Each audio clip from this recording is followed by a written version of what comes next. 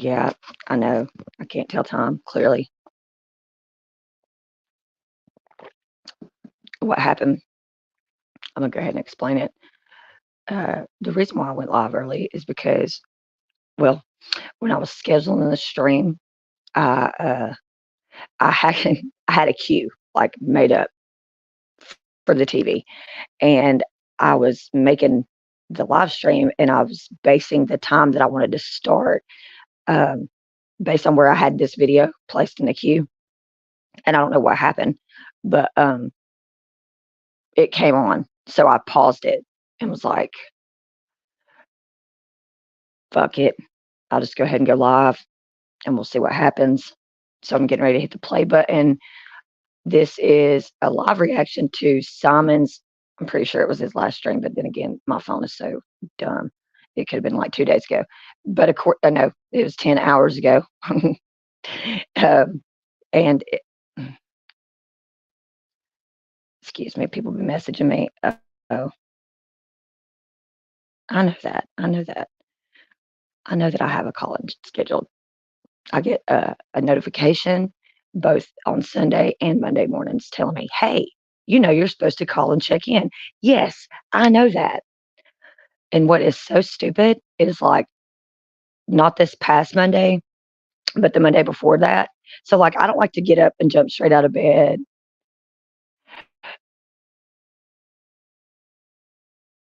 Boom, that quick. Look at that. That right there is how much tolerance I have for stupid shit. Not in the mood for that this morning, Mr. Charles Kelly. And I know anybody else joining probably can't see their comment and all that because, like I said, I do not have the brain capacity to entertain some of the bullshit that comes across my screen. And so, for my own personal sanity, I will literally go boop, block, bitch, bye. And then the rest of my day is good because I don't have to deal with your fuck shit. So, because here's the thing when we're going to take a quick break before I start Simon's stream for any already people that are subscribed or future subscribers. Like the word squatter is going to be one of those words around here where, like, I promise you, if you don't use it correctly with me, you'll find out so fucking fast how much that'll get you bumped. And that's what happened with him. Okay. So my living situation is my living situation.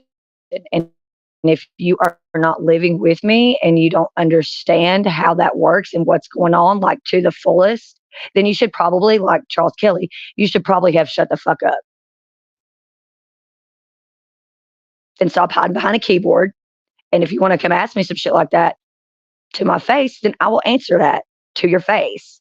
Otherwise, it's not a topic for discussion. And you'll see that in the future, it's only going to be something that I consistently make fun of.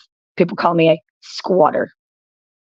Jesus, there we go. About said it, and I'm going to try to dial it back. So, that being said, let's go on with the actual planned show, which was me reacting to Simon and not some fucktard in my comments. I'm sorry, y'all. It's Saturday. It's been one of those weeks. Like I said, I have to deal with some of the dumbest shit in my personal life. So my channel and my stuff that I don't do on YouTube is literally, I had to make it sound like this, but it's about me and my subscribers. And if you come up in here in the comments of any live stream or any video for that matter, and you want to bring our vibe down, like go fuck yourself. Literally, go fuck yourself. And if you don't like my attitude, you don't like my language, then clearly this ain't the channel for you. There's the door. Bye-bye. Okay. So now that we gave them all the attention that they're going to get this morning, let's actually go on with the show, this planned show. So it's a matter of me pulling my screen down, hitting the play button, because I have not talked to Simon and asked for his permission to like actually restream this simultaneously. So you'll hear it probably. But you're not going to see the screen. And I left a link in the description. That way you can actually go back and watch it yourself on Simon's channel. Show Simon some love because Simon is super freaking awesome.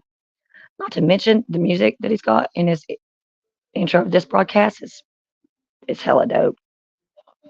So thank you guys for joining me this morning in this little super impromptu live stream. Um, and his graphics and everything too are just awesome. Apparently, what this stream is about a wife who cuts off. She does live. Um, Apparently, it's about a wife that cut off her husband's member not once but twice. To where I was like, okay, sir, I have so many questions. After round one, that you went back around this woman and she cut it off with scissors. Can you even imagine? Like, oh, I don't even have a penis. And that is like so hard for me to grasp that concept. Like, wow. But then she did it again. So they reattached it. He goes home. And from what I could gather here, just by like the little bit of intro, is that she cuts it off and throws it out the window the second time. And the surgeons or the like, people went outside looking for it. So I was like, okay. I was scrolling through all of my notifications, and a lot of it is like true crime. And I come across Simon's, and that was the title. So I was like, this is where we're going to start because I have to catch up on so many of the on so much of the stuff I've missed. Like I'm sure Flo's had multiple streams. It looks like Jack was in a good mood yesterday and was restreaming with What's Up Cynthia. I don't know if the whole world might implode now on that premise. Oh, speaking of, I heard that Mike Tyson and is it Jake Paul are supposed to actually that's a thing that's going to happen. Like I'm pumped, and my money is going to be on Tyson if I was a betting chick, which apparently we can do now in our state. We've just gotten the okay to do online online gambling. See, I'm not a gambler, so you can tell how like so completely removed from all of that I am. I don't even know the ins and outs. I don't know the lingo, like the verbiage. I I can barely keep up with the lingo of the internet and the YouTube streets, let alone other sectors of the actual world. Because it's a thing. Betting is a big thing.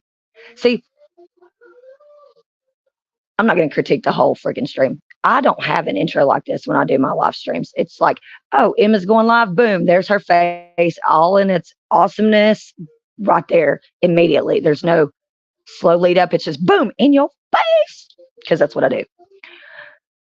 That's why I think most people are only able to take me in like small doses, which is totally okay because honestly, after I go out and I have to interact with the real world a lot, that's the same. I feel the same way. I'm like, oh my god, fuck people. I'm like, no, I don't mean that. I really don't. Like, you're awesome. It's just I have a hard time dealing with people, and not even people in general. I think it's people of a. Oh, this is gonna probably sound fucked up. People of like a certain generation. Like, no, no, no, no. I don't know. Because like, there's stuff that happened. Okay, for example, I was watching the news this morning, which is something I rarely do, but I happened to get up and the news was on. And we're still waiting on Simon's intro, so I'm just going to talk us through that.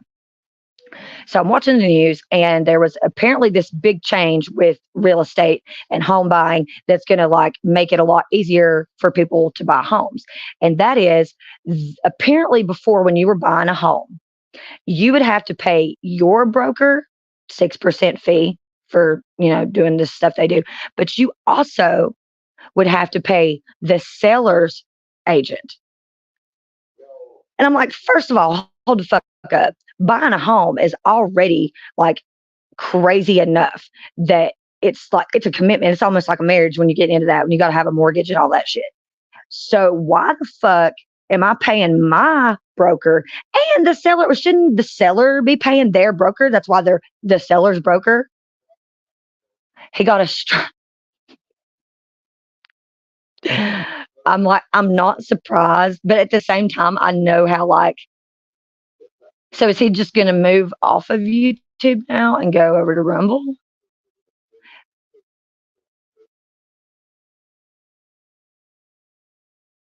I don't know. He just now started. Let me look in the description because this it's not Bobbit. It obviously it's definitely not Bobbit.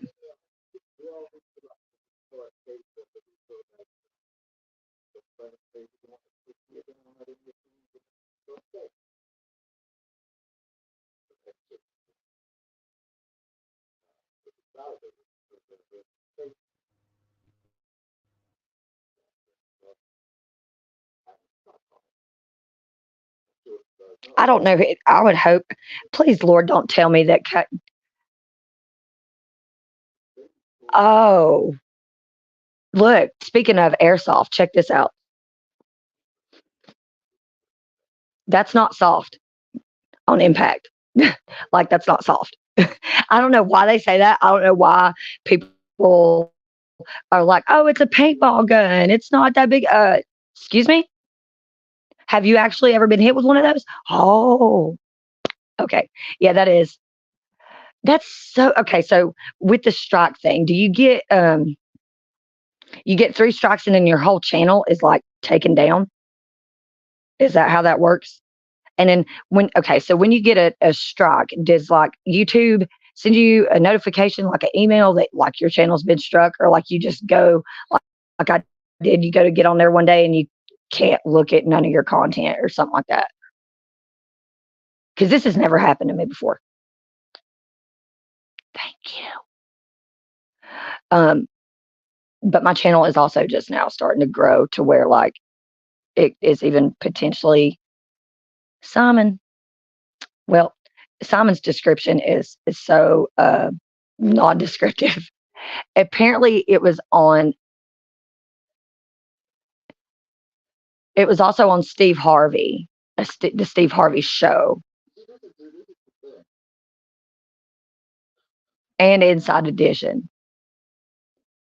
And from the looks of it, it looks like is a little bit of an older case. So I'm like, wait a minute, is this where Lorena Bobbitt got the idea? I can't even. I can't even imagine. Oh, so like you can't even look at your content. You can't go in there and mess with any of your stuff until it's over. Damn. But okay, but you're still able to go, and obviously you're still able to go and chat in other live streams, but you're just not able to access any of your stuff. That is so gay.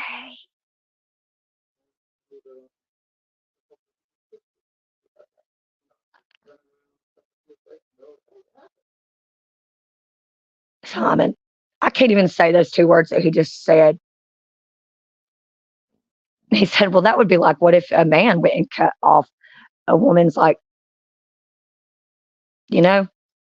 And I was like, well, first of all, that would just be so unpleasant looking on the surface. I don't even know where to start. And the look on Steve Harvey's face, though, as this woman is telling him this story, is like priceless. He is like, I don't even understand the words coming out of her mouth. I think still, even after the Lorena Bobbitt thing and after this story, even me, a woman who's had many a dudes get under my skin to a point to where I'm like, see, I'm so glad I'm not a full blown psycho with absolutely no empathy whatsoever, because some of these dudes would be walking around as reformed females. But I'm not. Unfortunately, I have a lot of empathy and I can't do that. I also have sons that make me reflect on, oh, like, like, and Scissors, scissors to cut it off. Like, first of all, the scissors that was it one of those like those really good big school that like this teacher had with the good big old pair. Oh, see, I didn't know that either. So like sometimes the way the strike goes, you might still be able to live stream, but not or like upload you would be able to upload videos, but maybe not live stream or vice versa type of thing. I don't know if I hope that's not the woman that's telling the story is actually the woman who did it because the amount of smilage on her face after the fact is like, why are you walking around in society? You a two-time penis cutter offer, like, and you're smiling? Like, I couldn't do that. I couldn't do that and then like feel good about it. And even if I was, and believe me, when I say I've been angry to a point to where I'm ready to like hurt somebody, I've been there. I still have never thought, you know what? I'm gonna cut that penis off. Like, first of all of the stuff that is going on to factor into that is like crazy to me. Like, you're gonna have to grab it up while they're asleep. What if all of a sudden you do that and it's not flaccid anymore? I would feel like it's gonna be even more difficult to cut off. I was gonna say it's gonna be harder to cut off. It's gonna be more difficult. It's gonna be more difficult to cut off. Like, how would that even work? Spock is in the house. We're having. I know this is just so. Okay, so this case is or Lorraine. They learned from Lorena. I just and did Lorena get remarried? Could you like you see her on a dating website, like, and then you go and you look her up and you're like, wait, whoa, what? Oh, I'm good, girl. I'm so good. We can be friends though from a distance, like a great distance. Oh God. See, one day, if I ever get monetized, which I'm halfway to that process, and I think it's my watch hours that actually is what's left to do that. Whoa. You know that dude minds his P's and Q's. He probably lets her go through his phone every single day, look at all his social media accounts, and is just like, I'm so good, girl. I love you so much, honey. I love you so much. Buying her a dozen roses every other week, like swerve, making sure that the knives are not left unattended and he does a knife count every single night. Oh, that would suck. YouTube takes their demonetization stuff really seriously, but I'm guessing, no, you know what? Seeing how y'all react to some of the stuff people say, I'm guessing it's not that hard to get a strike on YouTube, which is why sometimes let me knock on wood again. It's probably prefab, whatever board, but either way, that's probably why. I'm surprised I haven't been struck yet. Like your whole, dude. Oh my god. So what if I want to preserve everything that I have on my channel right now? How would I do that? I guess that's why it's a good thing I have other channels with stuff back, like content over there. But I would hate to have to scrap M's Mad World and start all over because all of my art and everything is on this channel. And like, yes, some of those videos are backed up to Google, but they're not backed up to Google in their finished form. Some of them are backed up to Google in like different parts of the editing process. Like, it's whoever tries to, if anybody was to ever try to catalog and organize my social media, especially just with the Google Photos app alone and the content there, it'd probably take them a lifetime just with what I got so far. Like, because there's so much stuff. Yeah, that's what I'm going to have to do.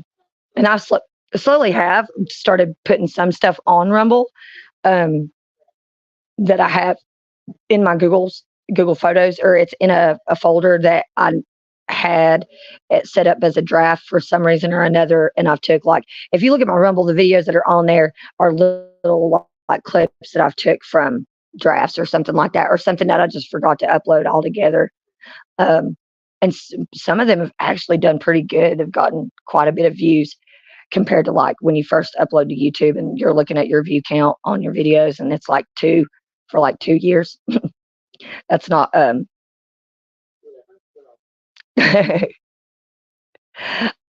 no. I just got your message too. Like I was having such a shitty week and I was laying down last night and I was having one of my pre bedtime bitch fits because sometimes I will like I bottle up everything throughout the day and then right before I go to bed, "Bleh," and then go to sleep. So I don't have to sleep with all that shit. Right. So I'm going to bed last night and I was like, and I'll have you know, I don't know if you've been paying attention or not. I have not live streamed. I haven't been with Flo, haven't done anything with Sasquatch. I haven't done anything in almost a week. I was like, I'm not happy. I'm not even a little bit happy. And then you factor, okay, so I was like, uh, there's that. There's the stress. I got court on Monday, leaving like either Tuesday evening or early Wednesday to go visit my daughter for like a week and a half. Um, so I'm stressing about the trip, the ride, the ins and outs of like doing all that. Um, I haven't decided whether or not I'm going to stream while I'm away or not. Uh, I'll figure that out when we get down there. Me and her have talked a little bit about it, but I'm not entirely sure. Uh, that, and then I was like, so people, I don't know. With me, when it comes to my my sex life, like I can go without it for a very long period of time, but every once in a while, that has to happen. I think that's with any normal functioning adult. That has to happen. You just, or I mean, I guess not. Maybe you have another way to relieve stress, like you go out and you shoot guns or whatever.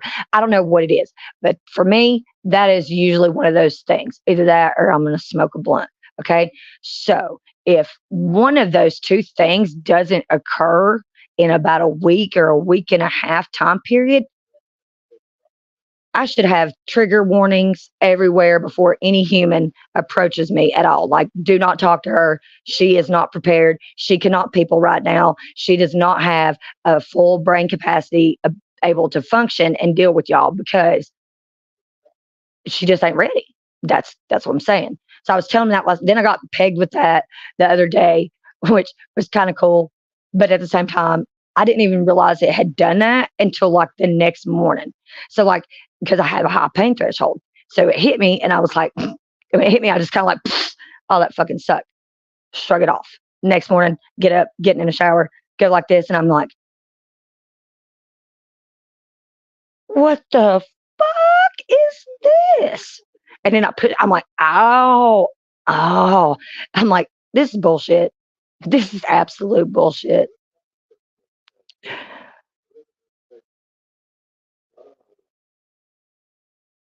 It's like, I guess she's in a relationship with a man. I hope it, I mean,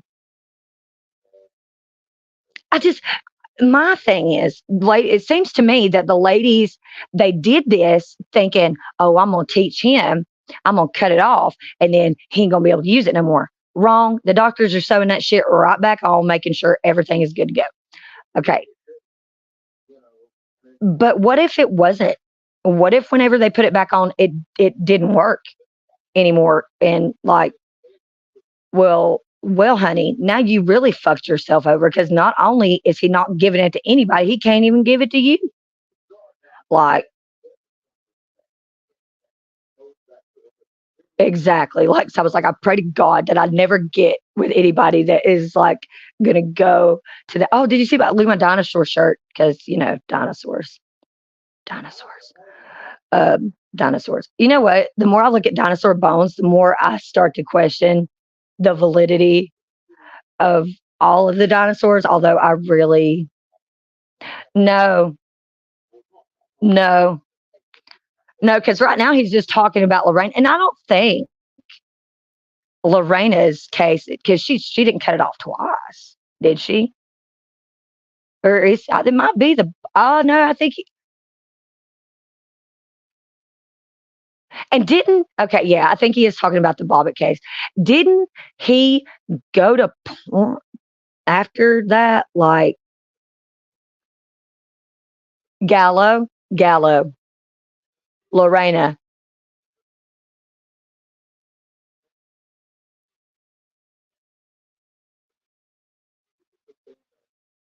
I think it's Lorena Gallo.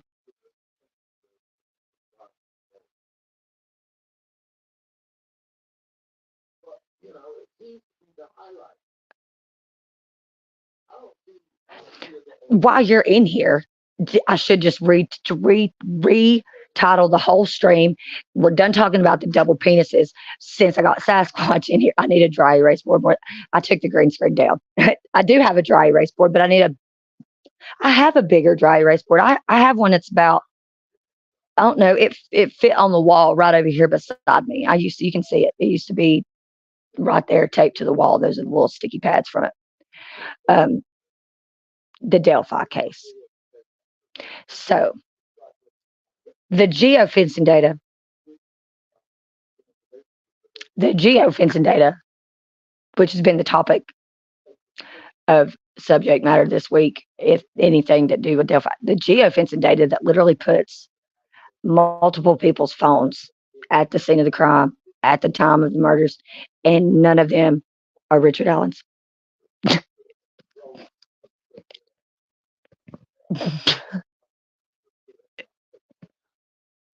Just so you know. So every time, so me and Sasquatch behind the scenes are constantly going back and forth about the Delphi case.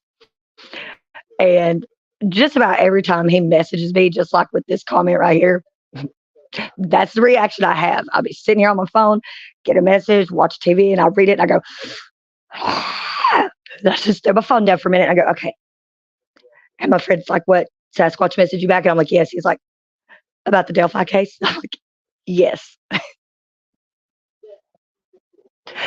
And it is so funny to me because yesterday I was like, oh, it's the, or you mean the geofencing data is incomplete? Because I could maybe see, yeah, because they literally, okay, so I see if that's what you're talking about, the geofencing data being incomplete. I can see what you mean there because, yeah, they got those IMEIs. They know who those phones belong to, and they still didn't even go back and do interviews with those people, like anything. It's like, yeah, I'm always coming to him about the Delphi case, and that's what I get. It's incomplete response to where I'm literally like over here pulling my hair out, going, "What does he mean? It's incomplete? I don't understand. Make it make sense." And there's a bunch of weird deaths in and around Delphi too. Like I don't think they ever solved the Flora fires with the four girls, which was an arson. I swear there is like like Spock was saying, there's a third girl. I don't know if that is related to Abby and Libby's case, but yeah, um, that one. And I also will talk to him about Summer Wells case. And I don't think me and him talk about the Idaho 4. I keep up with that, um, but not as much as I do like the Delphi and Summer case. And the other day, Papa, I was actually sharing your thoughts about the Wells case with a friend of mine, and they just like they were reading, and I said, "Hey, what do you think about da da da da da?" And they were like, "Oh my god, that makes sense." And I was like, especially with the layout, and he was like, "Oh, that's so sad, though." I mean, it really is if you think about it, because yeah, I think it. I think that's. I think it's. I think. I think he. I think personally, I think Sasquatch should do a stream about that soon. We should all talk about that. This woman, see, both with both cases, Lorena and I think her name is Laura or Lauren Gallo. They're both really pretty women, and I guess they just feel scorned. I still, even sitting here watching it, even as mad as I've been at several men in my life, there was never a time where I thought, I'm gonna cut his penis off. I'm just gonna grab some scissors and off with it. Like never, ever, ever. Why? Like I'm still like trying to make the A go to B and connect completely. I'm like, no, no, no, no, no, woman. Why? Just so many. Why? Okay, first of all, just because ours doesn't look like that doesn't mean things don't function similarly. You have a urethra. It's just that the men's is a little longer because it's got to go further to travel so that they can pee. Like, why would you do that? Just why? And their story is like, I got pissed because he was cheating. That's not a good enough excuse, darling. We don't even do that to people that deserve it. So women running around cutting off dudes' wieners because they got cheated on, Barbie does not approve. Barbie does not approve of that. And then they show up wearing pretty pink dresses, looking all nice, smiling from ear to ear, like, make that make sense because it doesn't to me. It really doesn't. I just love how everybody's so quick to do the interview with them, just running like, let's do the interview with the chick. No, why? Because then you're making her feel like she did so. That is not good. That is never good. The only time this should ever be a thing, ever, is in the case where people are offending against children, and that should be the only thing we do. There should be do not pass go, do not collect $200. There is no appealing this. You do that, and it's off with it. Boom and done. Because I'm guessing that if we actually took it off and they didn't even have it anymore, the chances of them reoffending are probably going to be slim to none. Because now I don't know because I don't have one, but I'm assuming that that member has a lot to do with how this one works and what he does and acts on. So if the main one was gone, that was causing the problem up here and then causing him to act that way. How is that not? I don't understand why this is not already being done. Either that or we ship them off to the literally the Sentinelese people and just drop them off there every so often. Like, hey, y'all hungry? Here you go.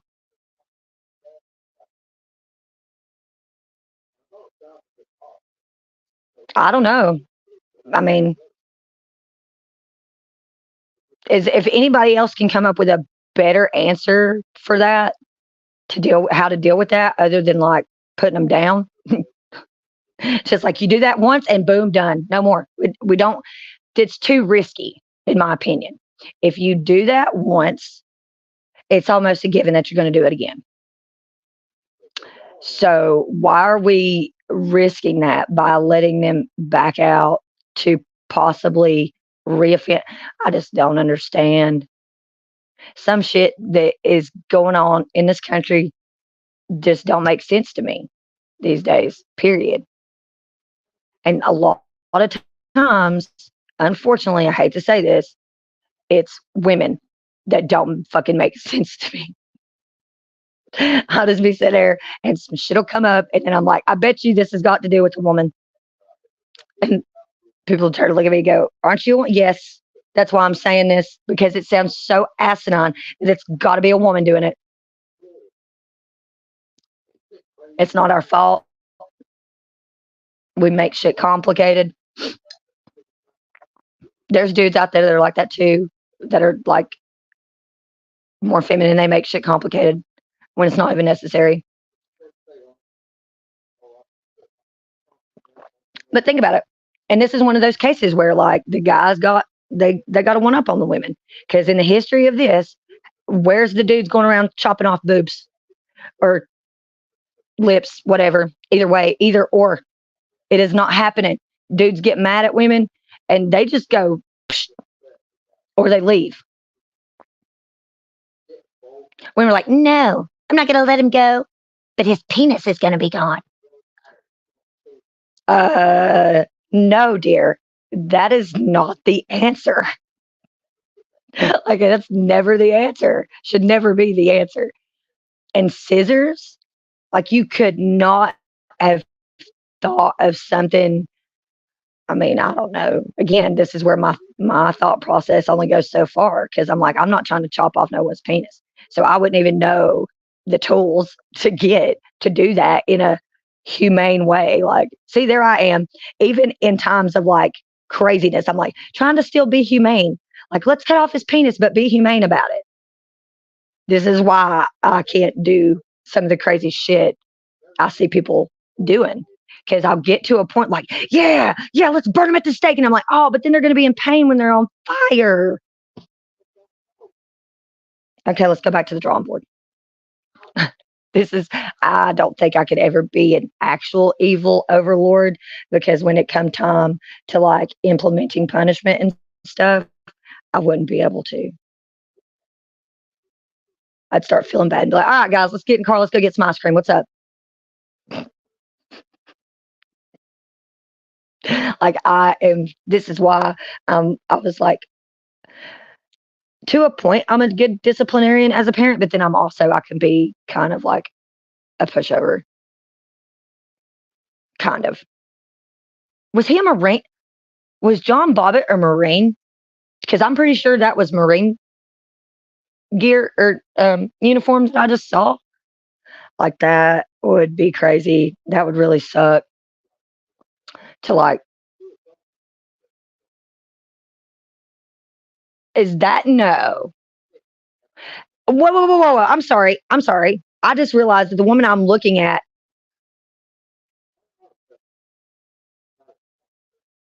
So, oh yeah. Okay. So that's actually Lorena Bobbitt that I'm looking at. This pretty blonde woman in a pink dress is Lorena.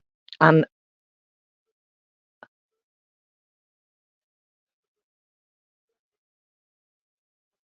doesn't Gallo mean chicken? No, that's pollo. I know it's a type of wine. I do know that much. I know that that's a brand of wine here. Um, I'm like, what is actually going on in my brain right now? Trying to translate Spanish, looking at Lorena Bobbitt, trying to make chicken make sense. This is what happens when I get up early. And I've only had one cup of coffee because, yeah. Well, I didn't make a pot. I'm actually drinking instant coffee this morning and hoping that the sun comes out more because it's been super hot the last couple of days, but it's been rainy, so it's been like muggy. I hate that. I hate it when it gets like that. Found out yesterday that my dog is, for some reason, terrified of the little. So like some neighborhoods have those little bins that'll like it's to get rid of the dog poo, and they also have little bags that you can get for that. My dog is terrified of that whole thing. Like, she will not go near it. So like yesterday, I'm walking her, I'm trying to grab a bag, and I go walking up the hill to the where the thing is, and she puts all fours down and she starts like dragging herself back, and I'm like, what is going on? It's just a trash bag, and I don't know. I worry if like maybe somebody threw her in a trash can or something when she was like a little puppy, which is super sad. Okay, see, I knew it was something like I knew it had to do with a chicken, so I wasn't too far off. My daughter, if she was to hear that right now, she would just be laughing so hard because every time I try to speak Spanish, it definitely sounds like super uh, white person Spanish. It just because I just don't, I'm not Spanish, so it just doesn't sound the same. Although uh, I'm sure it's a lot. I could speak Spanish a lot easier than I probably could speak German. For example, like I literally know how to say bless you. I think in German, like when someone sneezes and you say Gesundheit or something like that. Gesundheit. Gesundheit. That's it. Gesundheit. That's it. Yeah. But other than that, I can't. And I can say, um, I think you're saying that's gay or it's gay in Indian. That's literally the only thing I know how to say in Indian, which is that's gay, and that's because that's all he taught me over like the last 8 years. And honestly, that's because I never really asked him, and it's hard. It's hard for me to like try to okay for whereas like growing up in school here, like you're taught Spanish, you're taught like a basic Spanish, like you're taught your how to say your AB.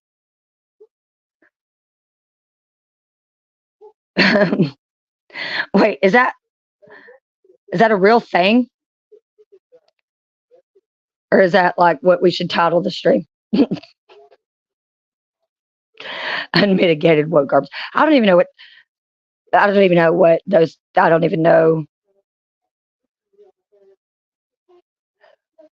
Is it actually a real movie that's coming out right now? Damsel. Who's the star?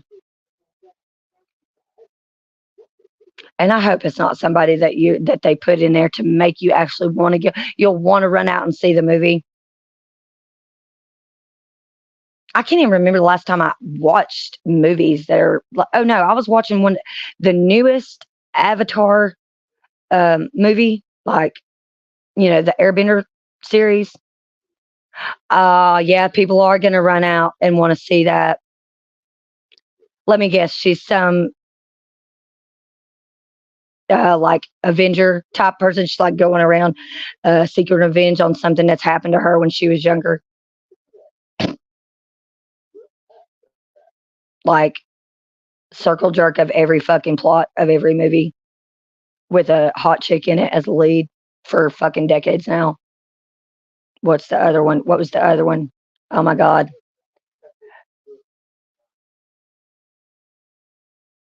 Oh,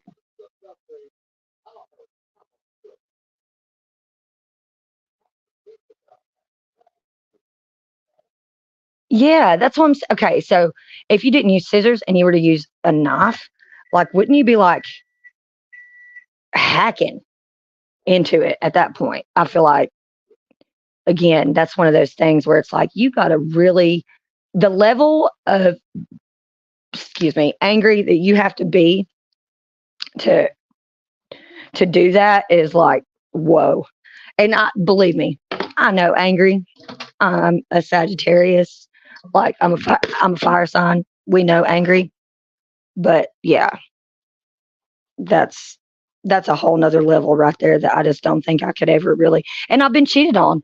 I've literally caught one of my previous partners literally caught them cheating on me. So like I've been that angry.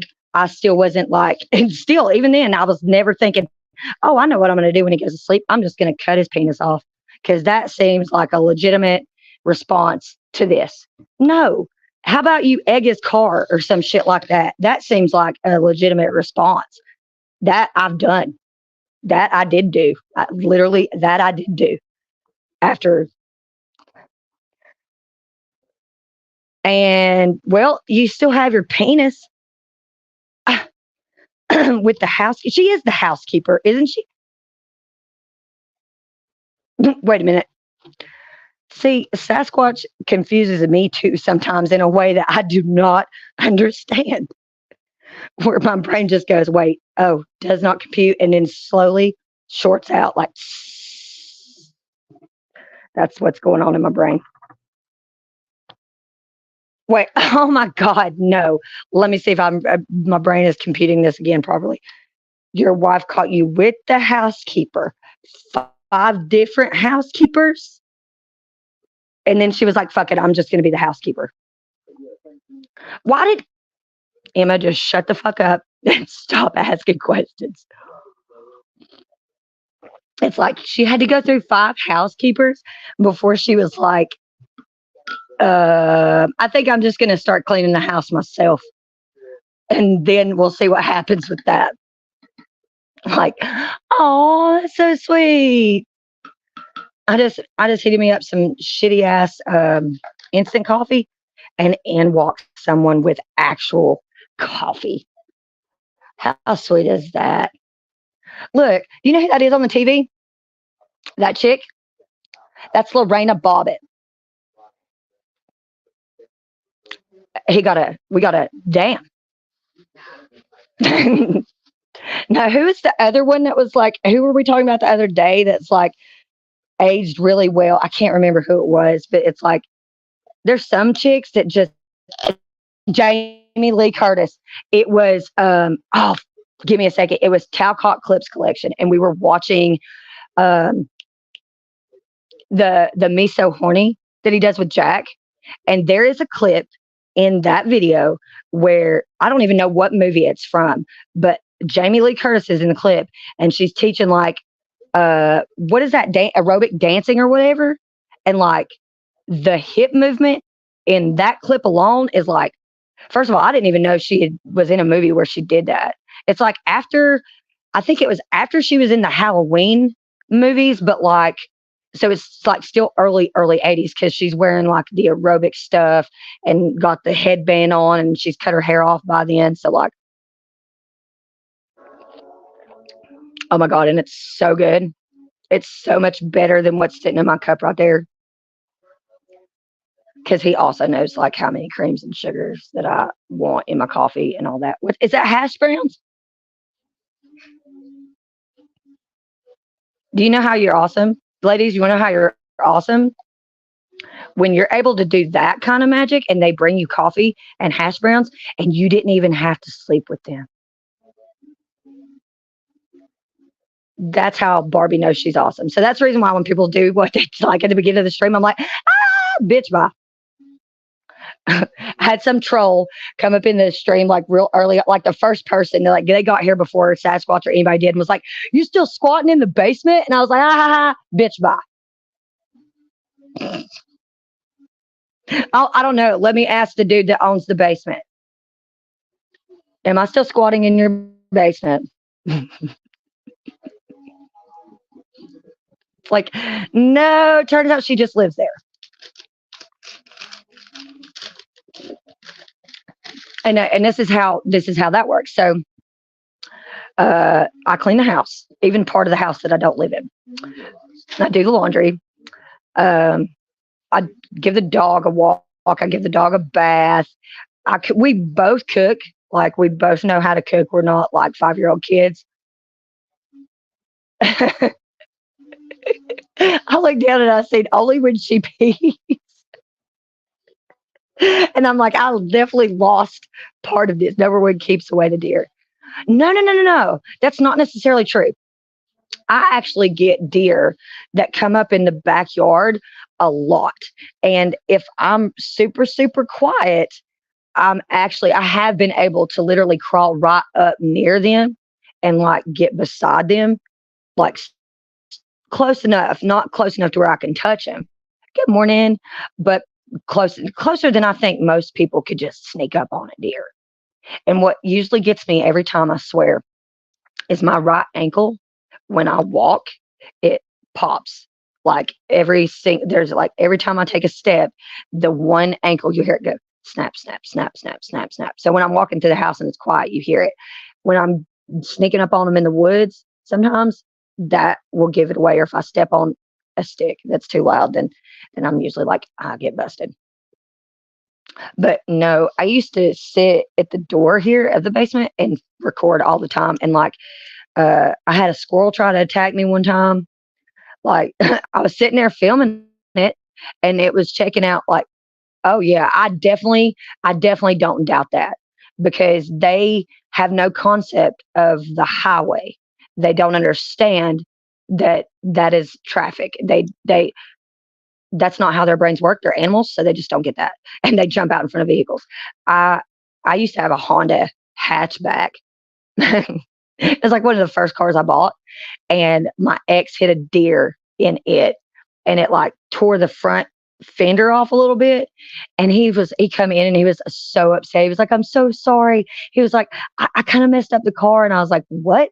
He's like, I hit a deer. And I was thinking, oh God, my car is fucked. Like you hit a deer, usually your car doesn't get to walk away from that, especially if it gets right up in the front end of it. But it didn't. He hit it and it like ran up on the deer. So then he stopped. He had to get off the deer and go back, pull the deer out of the highway, zip tie the bumper back on. Oh, wow. I didn't know that their hooves were like that. Like I know the other night, my dog socked me in the face. And you're like, she did? Yeah. Even though she's tiny, she jumped up on her back legs and was doing this thing like she was playing with me. And twice was like, bat, hit me right in the face under my eye. Like, didn't even care. I was like, that's it, Annie. We're not cool for the rest of the night. This is my little baby. Is that my little baby? She is so cute. I love my dog. I like seriously love my dog. His deer are gangster. Their hooves are like switchblade. Yeah. And I swear to this day. So at the beginning of my channel, I used to film this groundhog, Mr. Flex Hog, because he used to be on the corner. Like when I would get up, I would go and get coffee and I would go and get creamer from the gas station because they have like the flavored creamers. They used to have this chocolate Hershey one that I loved. So I'd sneak up there. Yeah, give her a piece. I'd sneak up there and get them, right? And usually I would do like a little record a video while on my way up there and on my way back. And sometimes that's when I'd see the groundhog. So I'd pull up on him and he would always be standing on his back legs, like nibbling on something. He would just turn and look at me. I did this one night and he comes up off the sidewalk and charges the car. I got scared. I don't know why, but I did. And so I just like pull the camera back and I peel out of there. I come down a couple days later, almost a week, and I go to the store and I don't see him. And when I come back from the store, I pull up to the stop sign and I'm looking in the area where he's at. And all of a sudden, these two doe come out from the woods from where he usually comes out. And they just stare at me. And I'm like, oh, hell no. What if they did something to my groundhog buddy? I've never seen him again. And I know what I would know if it was the same groundhog because he had a limp. There was like something wrong with one of his back legs. So when he would walk, he would do this little limp thing as he was crossing the road. You could tell one of his things were. And he said, the next time you get a chance, look closely at deer hooves. Hopefully it'll be dead. Like the other day, I saw somebody had just hit one and they didn't, it had just happened when we drove by and it was not pretty. I didn't realize though that they were so sharp, and I bet that they are able to move the hooves like, I guess you'd call that like ambidextrously. Yeah. Or like they could singularly move each hoof individually. That's the word, Emma, individually. That's me and my blondness exuding. We just want to take the time out. Not all blonde. Where did that stereotype come from? I wonder. And did you know they're coming out with a new Barbie collection to celebrate what is it? Barbie's like 50 or 60. I think she's 50. Anyways, they're coming out with all these different iconic Barbies over the years. One of them is Shania Twain. There's a Shania Twain Barbie. I thought that was pretty cool. Even though I was never a big country music fan. I did like Shania Twain when I was younger. Oh, there was a possum.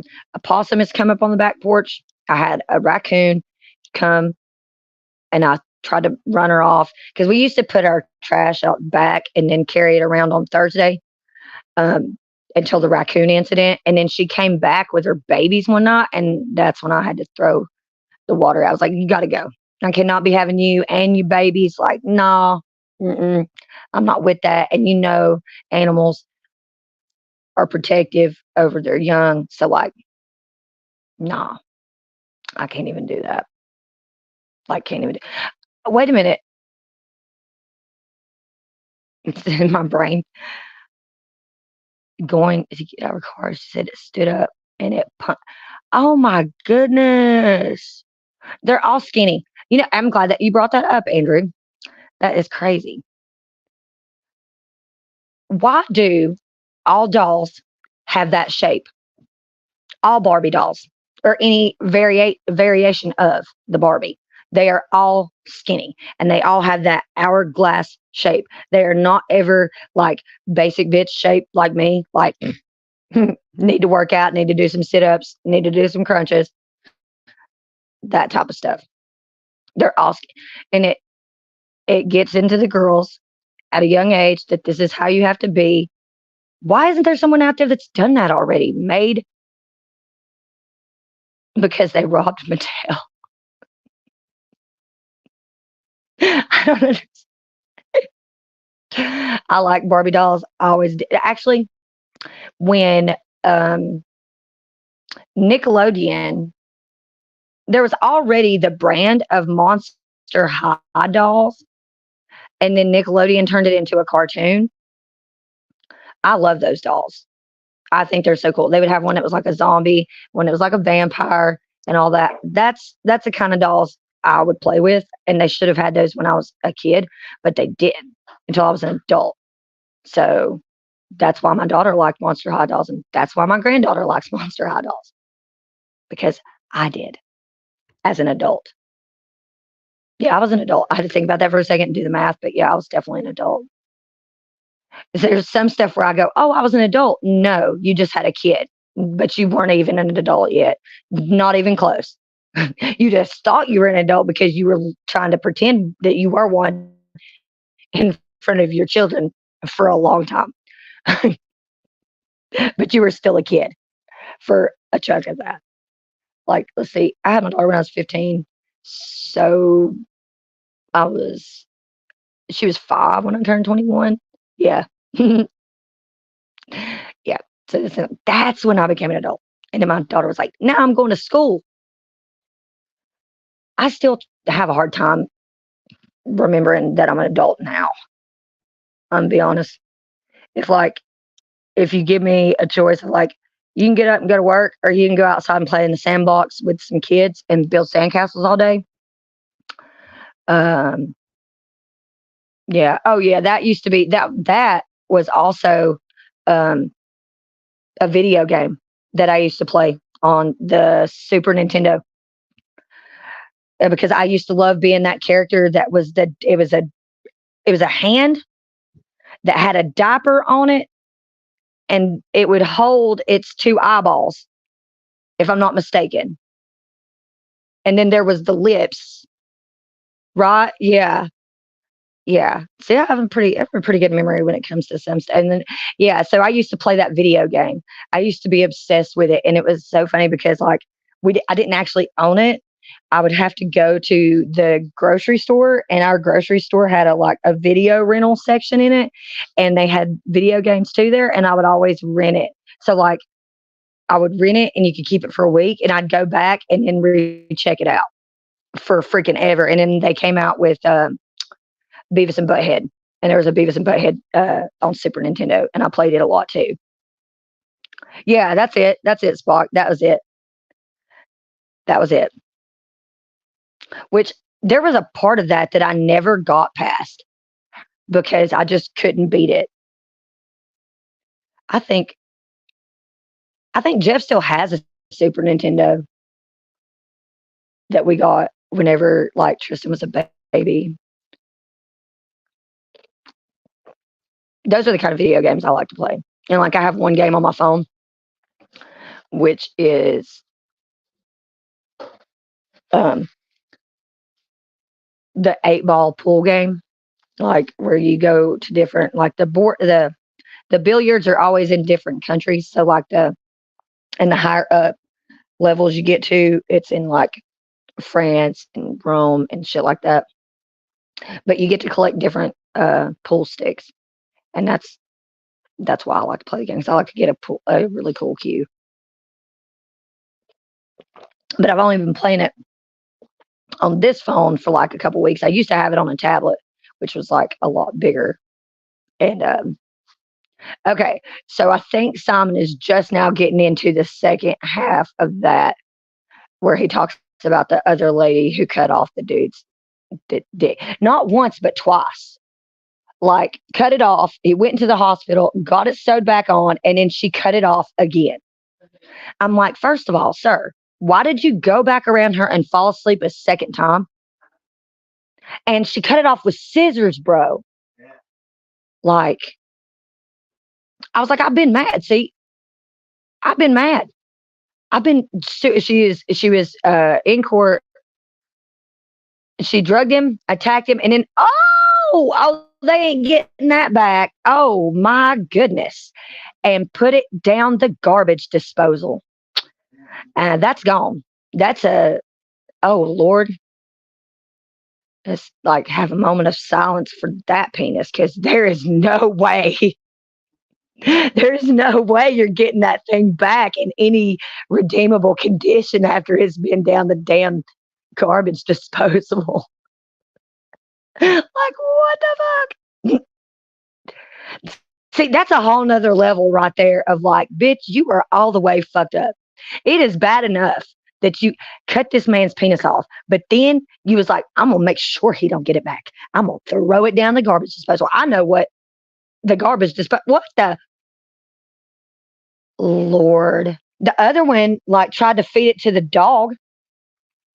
Like that's yeah, that should like he said that should be animal cruelty. Can you imagine? Like if you don't have or have never seen a garbage disposal, I'm just go ahead and describe that to you. It's made into your sink, but it has teeth in it. Extremely sharp blades that there's a 24-year-old missing from Greenville, North Carolina. I just got the notification for that. So like there's a channel that I'm subscribed to that puts out more of the missing persons reports that come out than any other true crime channel that I follow. And that's Arctic Fox True Crime. And it does it all over the country. Anytime someone goes missing and there's a missing persons report filed through, I think it's NCMEC or the National Center for Missing. Yeah, that's it. He always posts it. So if there's an Amber Alert that goes out and he gets that, he posts it. So there is a 24-year-old missing from Greenville, North Carolina, which is a little concerning because that's not the first person this year that's went missing in that area. Remember the other chick was taking a bus from South Carolina and then was on a layover in that area and went missing. That's the one reason why I haven't been so quick because I had thought about taking a bus to my daughter's, but then I was like, what if I had a layover? And what if I had a layover in that area? Like, that is crazy. Doom.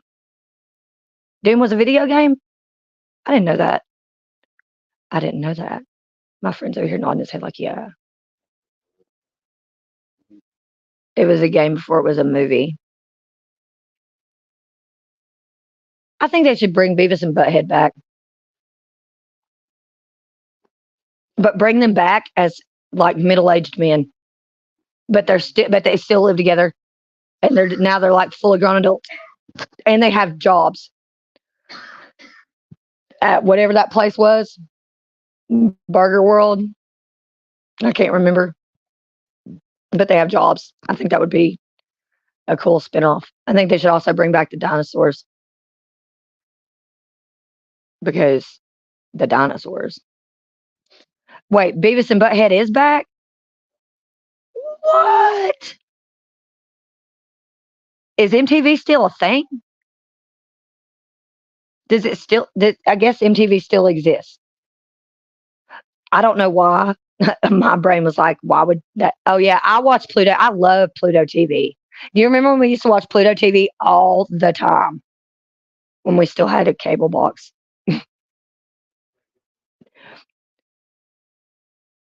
What's the other one we used to watch? There was Pluto, and there was another one that because we used to have it, and I had the app on my phone. Maybe it was Pluto. It might be that. That's the one we watch the movies on. It's the Cinema HD. Yeah, Pluto is the app because they have like they're basic. It's basically like 80s, 90s TV in an app, and it's awesome. Yeah, he said that those shows have their like own. So Beavis and Butthead has their own channel on Pluto. I'm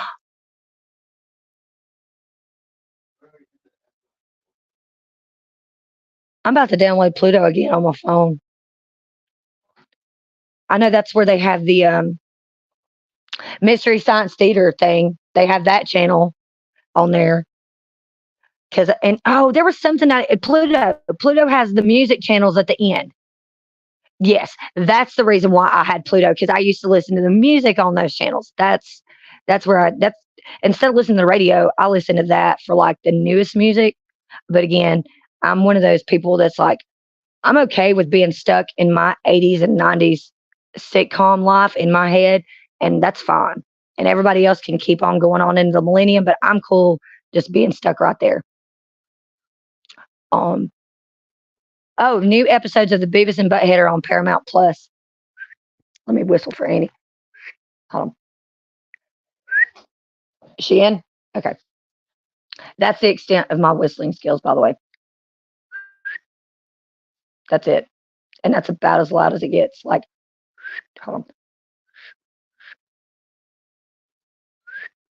That's it. That's about as good as it gets. Yep. Not working right now. Clearly not happening today. Oh yeah, I'm gonna have to get. This is what I was talking to Sasquatch about, backing up my channel.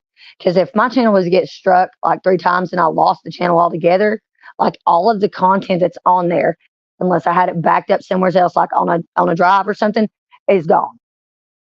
It'd be gone, and that's like 600 and something videos. Um, yeah, I would be so completely devastated, y'all. Which let's get a subby count for a six. Oh, it looks like I lost one. I must have made somebody upset in the last couple of days. No big deal. 608 subscribers and 655 videos. That includes live streams and uploaded videos. It's all together. And the reason that I didn't do a live stream to celebrate passing the 500 subscriber count is because I wanted to wait till I get to a certain number. So when we get to that number, that's when I'm going to do a celebration. And that number, of course, because it wouldn't be Satan's Little Princess if it wasn't 666. So we're almost there. And I'm not sure what we'll do in that live stream. You want another piece of hash brown? I'm not sure what I'm going to do in that live stream. I thought about doing like a live stream of me doing some new art.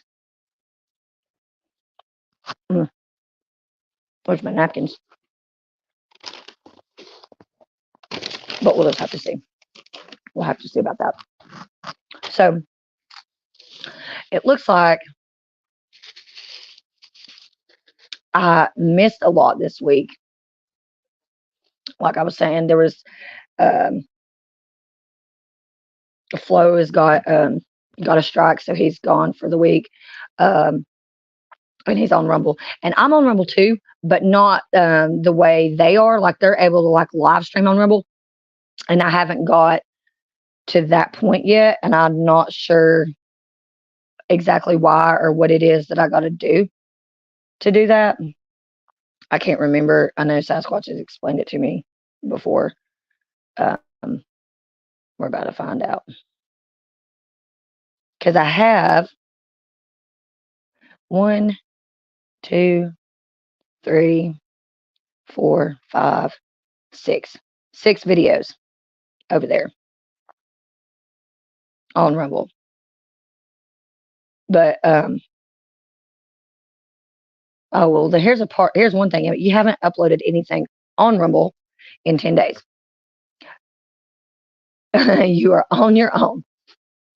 Yeah, I know. I was just thinking that too. I need to eat my dang hash browns before they get cold. And I also gonna go and check out your Rumble too lately, because I know you did some stuff with Barn last week, which I'm guessing he's doing a lot of stuff on Rumble. It seems like when he streams, he does like a lot of stuff on Rumble too, like simul streaming.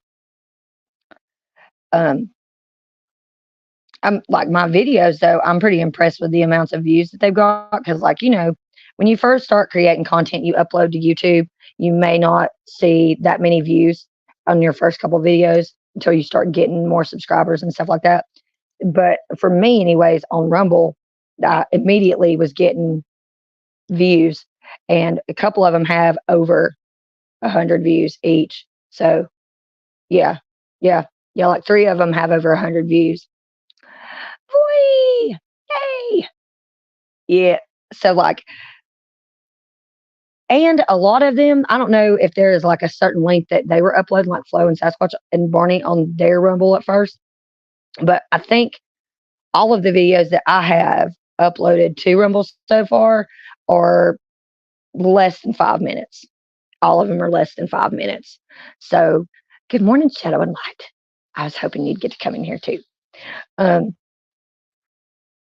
so Rumble is still one of those like new things that, and I only have one follower on Rumble, which is like so weird because, like I said, all of the views are like over 100 on some of them, and then the rest of them are like over 50 plus views. There's one that I want to mention to y'all. It's called Barbie at Home, and it's like a little clip of me um, watching. Looks like Paul Enslaved, and I'm not sure how I got that clip because I think he actually has me blocked for some reason. So I was watching it, and I get this step stool that I have so that I can get up beside the TV, and then I stick my butt up to the TV where his face is and tell him to kiss my butt. So in case you're wondering what kind of stuff is going on my Rumble channel, it's like Barbie and immaturity at its finest. Mm. Mornings are good for me if like the day has started off really good, like today did, and I'm able to like process stuff that's coming at me smoother. Like, but if I haven't even got out of bed yet and there's already bullshit going on, and trust me, there's times in my life where I'm not even fully awake yet, and I already know there's some fuckery that I'm gonna have to deal with when I get up. Those days where I'm just like, I can't do it. Or like, whenever I've um, dealt with like a lot of stuff in my personal life, or like I'll go and I'll stream with Flow for a couple days, or and stuff will happen there. Like sometimes I just have to decompress, like all the way, all the way, dial it back.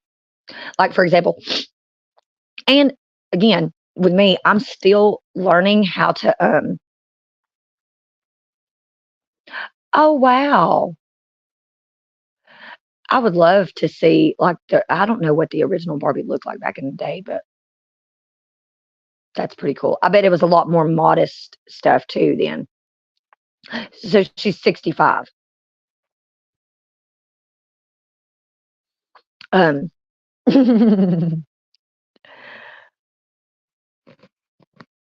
I have probably one of the weirdest sleep schedules of any of my friends that I know. For example, like I can pretty much go to sleep on demand. Like right now, even though I just got up about 3.5 hours ago, maybe, if I really wanted to, I could end this stream, go over there, lay down, and probably be asleep within 15 to 20 minutes. Am I going to do that? No. I'll probably be awake today because I have been in the bed a lot the last couple of days because I've not felt good. I'll probably be awake till way after midnight today because I just have a lot of stuff on my plate that I got to deal with, that I got to get sorted out before the trip. Because, like I was saying earlier on, this coming Monday, I have court.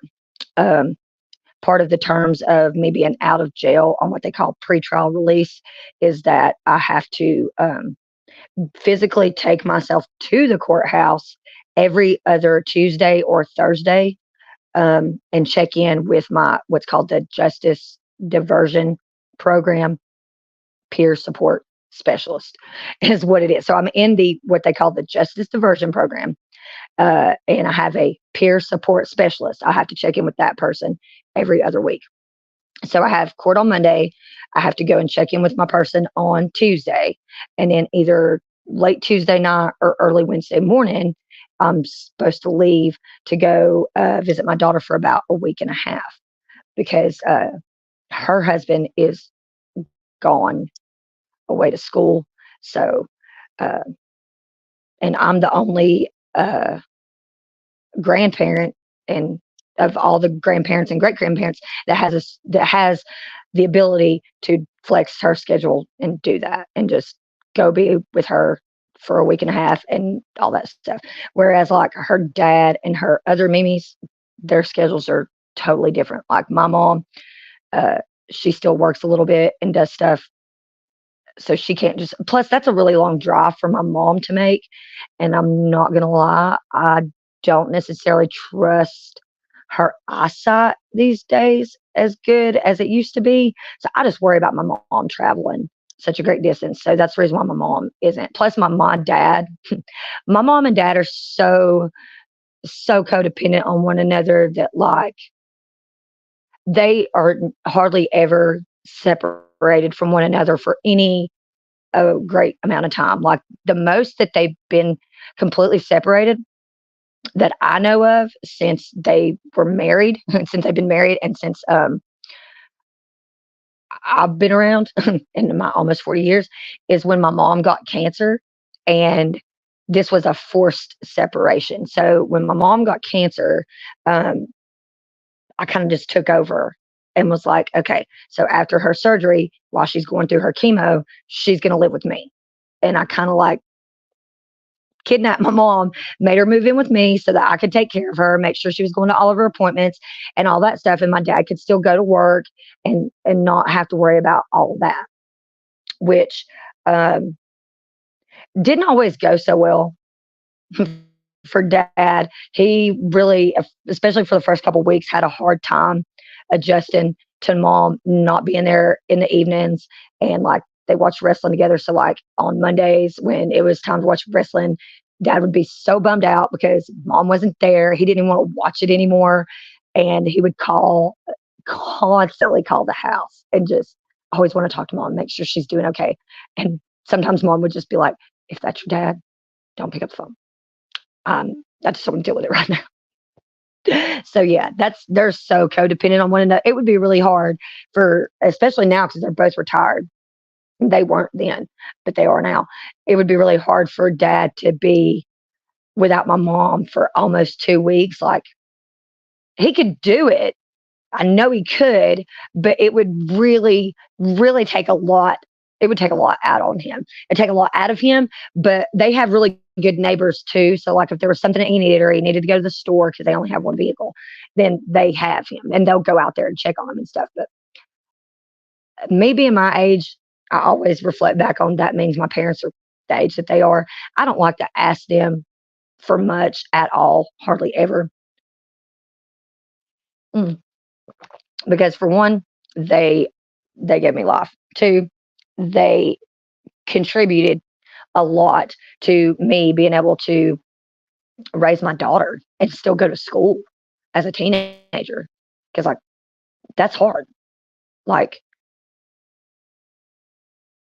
it's so hard. I don't even know where to start. That's a whole nother rabbit hole of itself. Teen pregnancy and all that, totally separate rabbit hole that we can go down one day if y'all are interested in that and what that's like. Because I was in the 8th grade, so I was 14, and it was the end of the school year. So it was the summer that I was going to be starting freshman year of high school. I found out during my summer break that I was pregnant with my daughter. Um, oh, that's cool. Thank you. There's an 18-year-old missing from Indiana. That actually could be due to the tornadoes that they had this weekend. There was an outbreak of tornadoes in the Midwest spanning from Texas all the way up to Indiana. I'm going to go check that out here in just a second. That caused like I know there's at least 40 injuries. I think there's been, at least that I've heard so far, 3 reported deaths. Ohio, I think, got hit the worst. So, smoking auditor, I hope you're okay. I hope your family is safe. I hope you guys weren't in any part of that outbreak of tornadoes that happened up there. And sending much love and so many good vibes if you guys were affected by that in any way. I just hope that you are okay. In fact, that's like one of the first things I'd done this morning.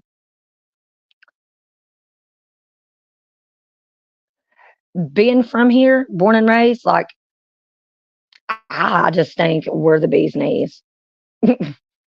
Especially because I live in the mountain area of that. Like with the other day, we went to a place called Wiseman's View, which is near the Linville Gorge and the Catawba Falls.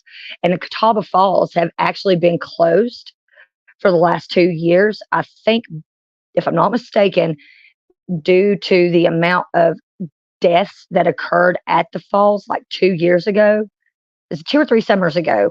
There was multiple people who fell and died out there. So they closed the falls down. They're reopening them this year. I think they're actually scheduled to reopen this next weekend or the weekend after that. But we were down in that area looking at a lookout point that's part of the national forest. So not the park system, the forest, which is part of the Department of Agriculture. We were down there looking at Wiseman's View. So it's way up on the mountain, and you go out to a lookout point. Yeah, that's where I'm at. People are starting to move here too. There has been, because I'm subscribed to 2 realtors from around here. If you want to, I can send you, and I think I have your email. I'm pretty sure. Send you the links, but I also can put the channels in the description. One of them is called Nesting Dolls Realty, and her name is Elena. And the other one, I cannot remember the name of her real estate company right off the top of my head, because I just recently found her channel. Both of them they're both really awesome ladies. They also do videos all the time telling you about the different areas of Asheville now, and the neighborhoods that are, good places to live in. I know West Asheville gets a lot of they catch a lot of flack for just not being such a good area to live in. I think just because it's more of an eclectic area, a lot of hipsters and stuff have kind of migrated into that area. There are a lot of what is it called? There's like a lot of people around here that own their own businesses, and they've started them themselves, so that like local owners too in the Haywood, it's West Asheville. I call it Haywood Road because that's what I know the area as. Haywood Road is the main road that goes in through the West Asheville area, off of Patton Avenue, which is the main road that runs through a huge portion of Asheville. Once you come into Asheville, you're pretty much on Patton Avenue, and Patton Avenue will run you all the way into Smoky Park Highway, which is in Candler, and that's the other part of Asheville. Oh yeah, and there's a lot of food owned. A lot of new food businesses have popped up. In the downtown part of Asheville, there's more food trucks than there used to be. They still do different street festivals. I know Belshare, when I was a kid, used to be one of the biggest ones that they did around here. They don't do that one anymore, but they do still do different stuff during the summertime. They'll do different street festivals with there's concerts that also have venues sometimes that'll perform outdoors during the summer. They changed up there used to actually be a parking lot for the courthouse, and they've redid the parking system and actually put a whole parking deck across from the courthouse for parking for the courthouse. And then what used to be the courthouse's parking lot, they cordoned it off, and it's basically just for either employees of the court, or they have a huge, what is it called? the outdoor arena thing, and a water park for the kids. So during the summertime, a lot you'll see little kids that are like in daycares and stuff down there playing in the water park. It's not a pool; it's just like sprinkler system stuff like that. And also that's my other like if my heart is not fully in NC, the rest of it belongs to Tennessee because that's where my mom is from. And spent every summer when I was a kid going to that's it pavilion. Yeah, it's yeah because it's got that like huge thing because they do some concerts at that. So yeah that's what it's called. Me and my words this morning can't words for garbage. Yeah, I mean yeah that's yeah they're called yeah food trucks. Yeah, yeah. Here we call them food trucks or yeah food vendors. There's a lot of them around here, and some of them are so good. And they don't all offer the same types of food. Some of them are like very culturally diverse places. There's like a lot of Hispanic food trucks. There's even one that's like a Greek and they serve gyros and stuff. I think that's what it's called, gyros, whatever. Not sure. I used to know, but again, my brain doing the words thing this morning, not top priority. It's kind of priority. It's not on the top of the priority list, but yeah. So it's I honestly, there are different places in the country that I think would be really awesome to visit. But as far as like the weather and and I mean year round, that's the reason why a lot of people vacation here because our weather is really awesome. Like even when it's cold in the wintertime, it's not like so brutally cold that you just can't even fathom going outside, or you have to go out there and take a scraper and scrape like 6 inches of ice and snow off your. It's not that bad. It used to get like that when I was a kid during the winter, but not now. Not now. So and with I also noticed that they're expanding the airport. So the city of Asheville must know stuff about the influx of people that maybe the general population of Asheville is not entirely aware of yet, but seems to be like they're preparing for more people to be living here. 'Cause like I said, they're expanding the airport. They're still doing the widening of the interstate project because our interstate road system in the United States isn't entirely finished and has not been for quite some time. So they're still doing that. And I don't know how it is in other states. In uh, North Carolina, especially parts of Asheville, Interstate 40 is still going through huge parts of their construction, which just blows my mind. Yeah. It's like this past winter, I don't think we got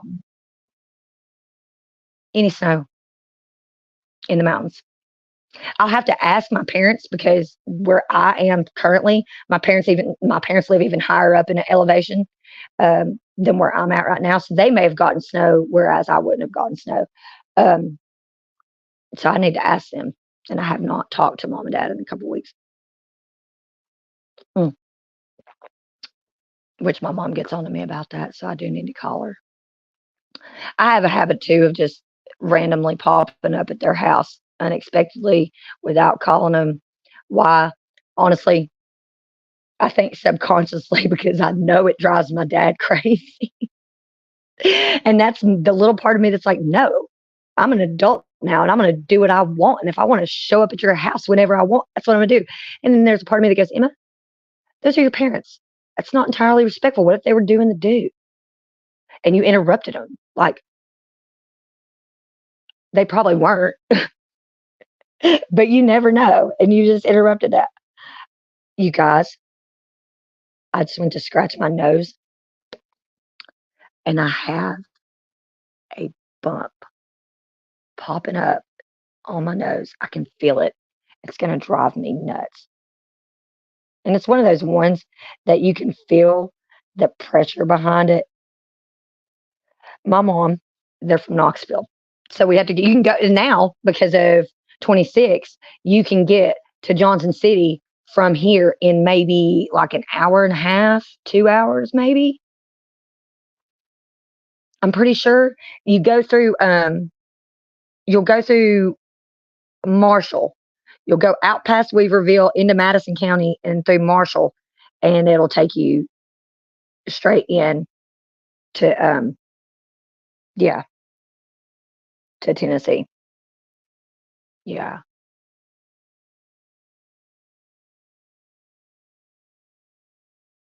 And my dad is born and raised here. So my dad's from North Carolina, my mom's from Tennessee. And I think when they were teenagers, my mom said is when they moved here. My mom is one of 8 kids, 4 boys and 4 girls. She's not the youngest. She's the second to youngest girl. Um, with one of my aunts, the oldest one, my aunt Janice passed away a couple years ago. Um, I know. I saw. Yeah, Barbie. Barbie is so old that she can retire now and collect Social Security. Not me as Barbie, but the actual Barbie. She can collect Social Security now and go on to retiring. And her and Ken can go live a life of luxury in a beach resort somewhere, a retirement community in Florida. I've never been to Florida. I've only been to Georgia once. Um, I don't know what. Oh, okay. I was trying to think of like why when I was a little girl, um, we would always go. So when I didn't go to Tennessee during the summer with my mom, me and my sister and one of my cousins would always go to Charleston, South Carolina, with my grandmother on my dad's side. And I was trying to think of why that was, and that is because my dad's mom's side of the family originally is from, I think, South Carolina in that area of Charleston. And one of my great uncles had a cabinet making business that was literally on the beach in Charleston. So that's why we would go down there and visit. And I used to love going to the beach in Charleston when I was a little girl because it's not, I don't know, it's been a while since I've been down there. But when I was a little girl, it was more like older community of people that would visit the Charleston beach. So there wasn't it wasn't crowded. Like if you go to Myrtle Beach, it's insanely crowded all the time. It's especially during the summertime, it's super crowded. Yeah.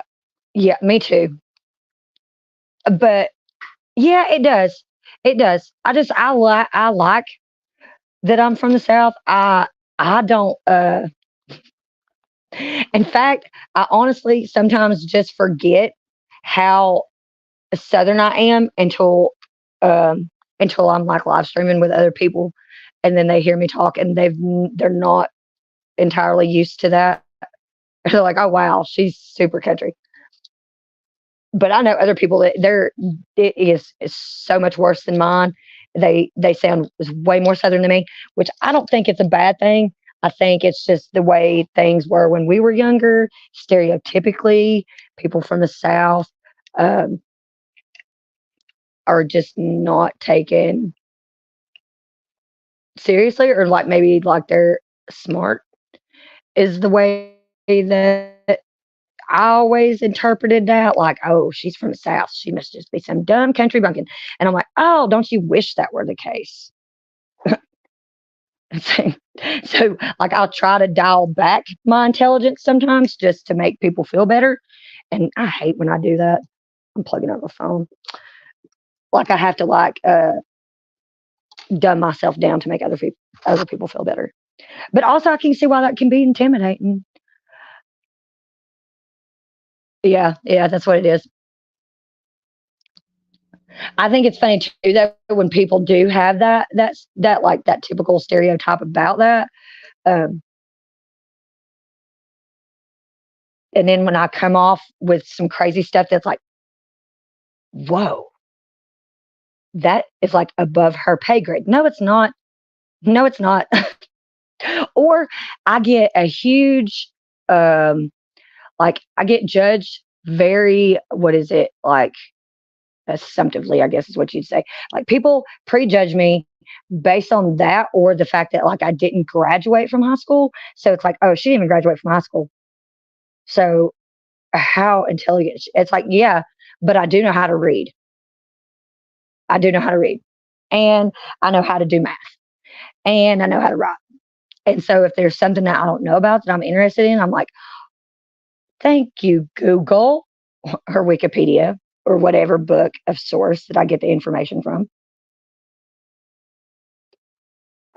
or library. Oh, yeah.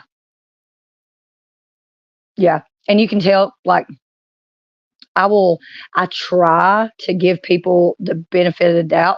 And then, like, you can tell, like, midway through a conversation with someone that's like that. And then that realization comes to me that we're not going to get any further. And it just turns into a circle jerk of an argument. Then I'm just like, yeah, I'm out. Because my brain can only tolerate so much of that before I just start going into like spin mode and like risk it, like a spontaneous combustion. I think that's what's going to happen to me one day. I'm going to be sitting around.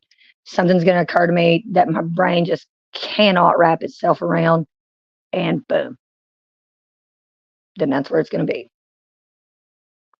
Is it plugged up? Is it still going? It's froze. So let's do this. Oh no, I hope it didn't die.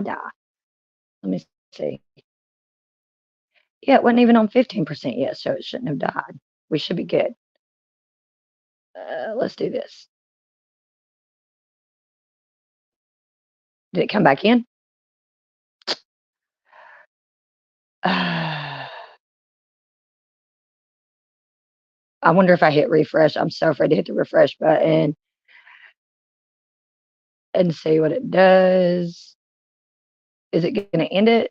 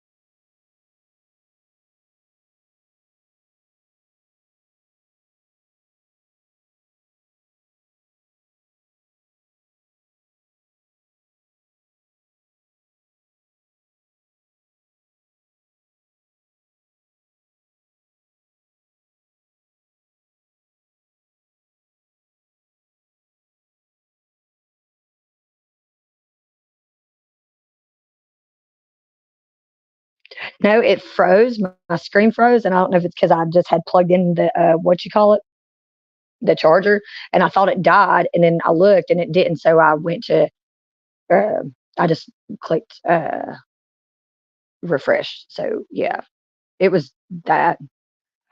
Yeah, after these short little mishaps, please stay tuned because usually she'll come back when she gets it figured out. And I did. So, and all that messed me up because I just happened to notice. I was like, oh, it's getting low, plugged it up, and then it froze. So, yeah. Um, and I'm going to have a memory lapse here for a second while I think of what it was that I was talking about before the the programming interruption.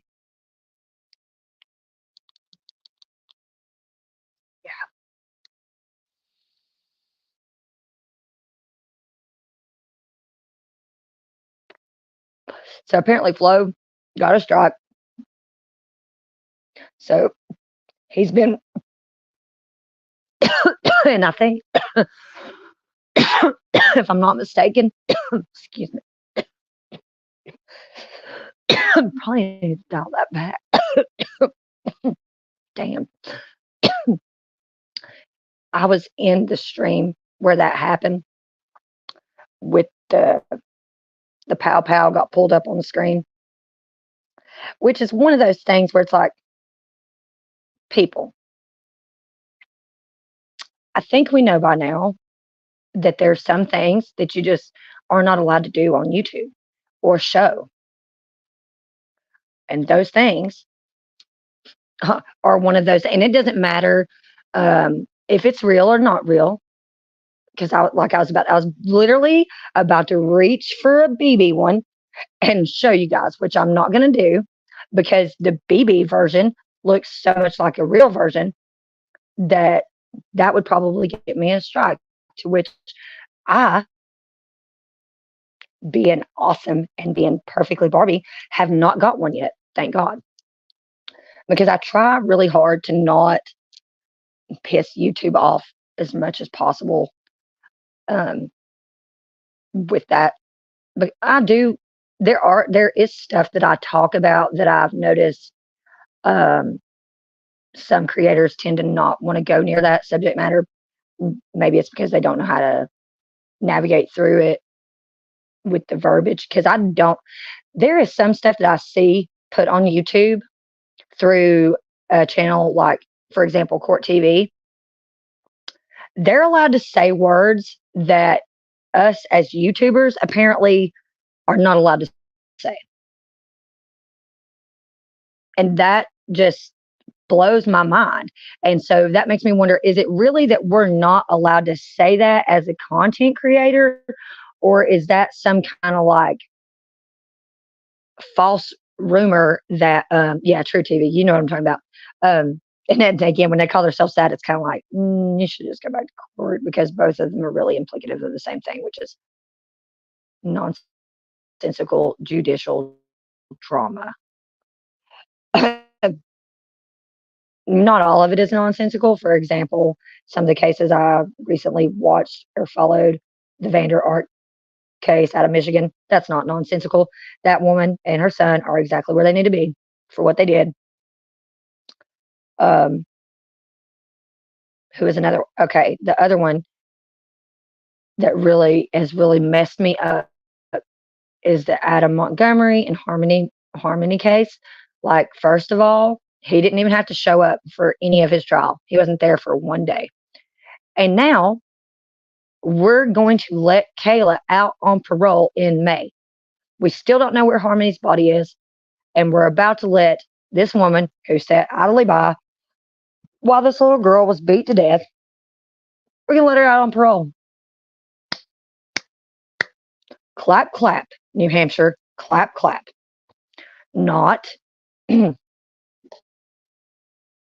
like, and I think they don't have, I don't think that New Hampshire has the death penalty. I know Florida does. I'm pretty sure that North Carolina does. I just don't, I can't remember the last time that there was an execution. I know, was it Idaho? About a week or so ago, I was watching, a little over a week ago, someone was scheduled to be put to death out there. They've already tried to put this dude to death like 12, 13 other times. And this was the last time that they could, or all of the things had been exhausted. So I don't understand. Like, if the sentence was death, then there should be no exhaust of that. It should have just been done right, in my opinion, the first damn time. And we shouldn't be able to do this multiple times to a person that was clearly sentenced to death. Like, but something happened during this last attempt at execution, and they could not get all of the drugs that are there's like 3 different drugs that they have to give you before that happens, before it occurs, the death. And they couldn't get the second one in. So they had got started with the first one. And then for some reason, and they attempted multiple times to get the IV going or whatever in, and they couldn't. And I'm like, sounds to me like somebody purposely caused themselves to be dehydrated before the time of execution. I can't imagine why they'd do that. That's that stuff right there that makes me go, hmm. Because I don't.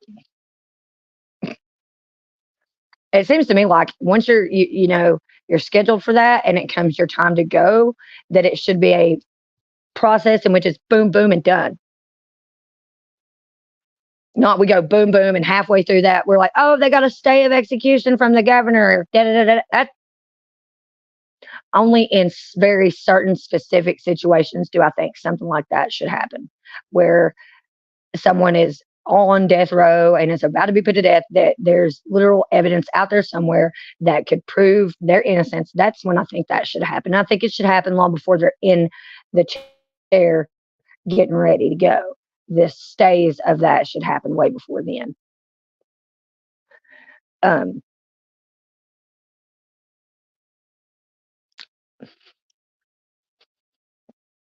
and now that I'm thinking about it, because I was just sitting here thinking about the Delphi case, because Papa's not in here anymore.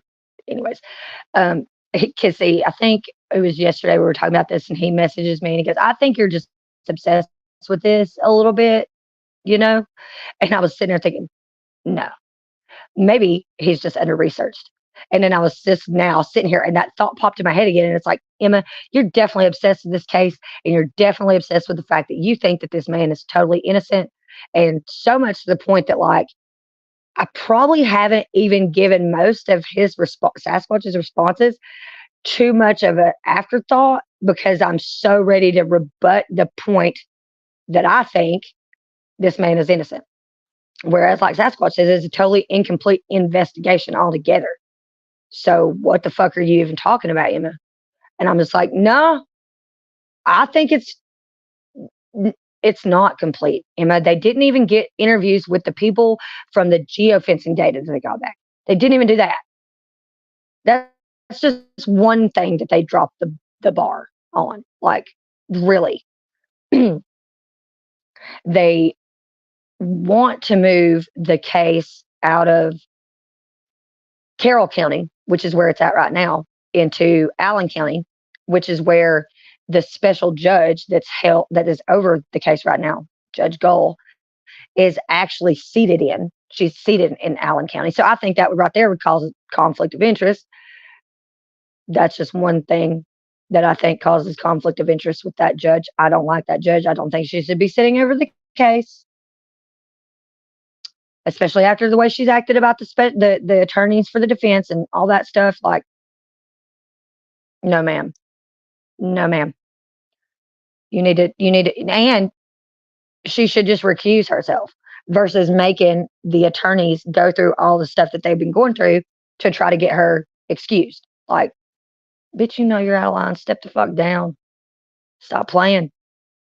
Stop playing. But now it's finally scheduled to go to court in May, scheduled to last 2 weeks. This case that's been going on for almost 8 years now. I think we're going on 8 years since the girls were killed. And we've had this man that's the defendant that's going on trial, locked up for almost 3 years. They originally they said they weren't going to be prepared till October.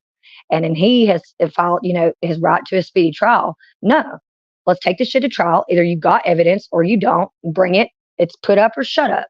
So that's why we're going now in May. And the Nicholas McClelland, I'm trying so hard to be on the prosecution's team. Like, I want to be able to be like, yeah, they did a good job with this investigation, this entire case, all the evidence they let out. But no, sir, you have boogered up so much shit in this case that I'm not quite sure how you even have the job that you have, sir. That's a really small town we're talking about too. and a lot of times in cases like this, where at first they don't know who the killer is, they say that it usually ends up being someone that is way closer to the victims than you want to think. And that, along with the fact that one of those phones in that geofencing data did come back to one of the girls' fathers. And it just so happens that for whatever reason, that same guy has not wanted to do any interviews. I find it really weird that the grandparents of one of the victims is the one that's always the face of this entire case. Mike and Becky Patty. It's always Mike and Becky, Mike and Becky, Mike and Becky. Never interviews. Hardly ever do you see an interview with the other mom, and that may be her own personal preference, but I've just found it a little odd with the way they put themselves out there versus letting maybe the prosecution, well, and he's done a piss poor job at anything at all in this case, to be quite honest with you. And don't even get me started on the true crime channels that have been involved in this case that have assisted in some of the bullshit that has went on with this case, with the evidence that's been leaked, crime scene photographs being leaked, like to the internet. Oh my goodness. Honestly, I think, okay, now that I'm thinking about it, the reason why I think I'm so, and I am, honestly, I am kind of obsessed with this case because it reminds me so much of the West Memphis Street and the way those boys were railroaded. I don't give a fuck. You can agree with me or disagree with me on that, but my stance on that case and those boys has and always will be the same. And thank God that they're out now, because when I first found out about that case when I was little, which is the West Memphis 3, it's out of Arkansas. These 3 teenage boys were convicted of the murder of these 3 8-year-old boys. That was later overturned after like 20 something years and they were released. They still, though, have not solved those murders. There has been no justice in that case, and no other arrests have been made. I think part of that is because one of the people that I believe is responsible for that is no longer with us. And the other one, they've looked at him, but they still don't have enough evidence to say that, yeah, he was involved. And that was I think he was the stepdad. Both of the 2 people that I think were involved in that was the 2 stepdads of there was 3 little boys killed, 2 stepdads were involved. I don't know if there was a third party or whatever. I do believe that these 2 men were definitely involved in those murders. And I think that's so seeing how all of the evidence or what evidence in life thereof has been presented to us, the general public, netizens, whatever, about the Delphi case. And then watching that play out, then seeing Richard Allen get arrested and seeing what they've alleged they had or didn't have evidentiary based on him. Like that, I don't want to see. Jail sucks. Fucking jail sucks, man. If you've never been to jail, good for you. If you have, you know what the fuck I'm talking about. Jail sucks. I don't want to see innocent people getting locked up, especially for crimes like that, if they didn't commit them. I want to see the perpetrator, the actual people that committed the crime, being locked up. And I feel like there's evidence of that and who that is. There's definitely evidence of who it is. Whether or not they followed up on that's another story. There is definitely evidence of that. That should be what's present, not all this hoopla and he said, she said bullshit that's come out. And there's even YouTubers that have been subpoenaed to testify in this trial that's coming up in May. Yeah. 2-week trial. We've got YouTubers that have been subpoenaed. Guarantee you it's going to be, I'm not going to even. But if you follow this case, you know which YouTube true crime channel is associated with some of the dissemination of the crime scene photographs and all that shit. And they basically made a career out of the 2 girls' deaths by doing such and trying to act like they were heroes and they come to save the day. And, oh, we notified them. We didn't look. Bullshit. Shut the fuck up. You know who you are. And you didn't do anybody no service by coming forward after whom we're pretty sure, you made copies. You made copies before you notified. I'm not even trying to hear that. I would rather y'all have went the route that Delphi After Dark did. See, I will bring him up. Because at least when he did what he did and he just put it out there and like, this is why I feel the way I feel. It should be a matter of public record, whatever. Whereas this other channel and the 2 creators behind that channel we're like, oh, we didn't do that. We kept them to ourselves, and then we notified the prosecution and da da da. No, the fuck. Stop it. Stop it. Stop it. Stop it. Yeah. Yeah, that too. Just flat out, flat out making stuff up, flat out. Oh, I don't have that. I don't know what you're talking about. And then going to the judge, like, oh, here's that stuff I told the defense that I didn't have. You know, that kind of fuckery that makes me just want to go.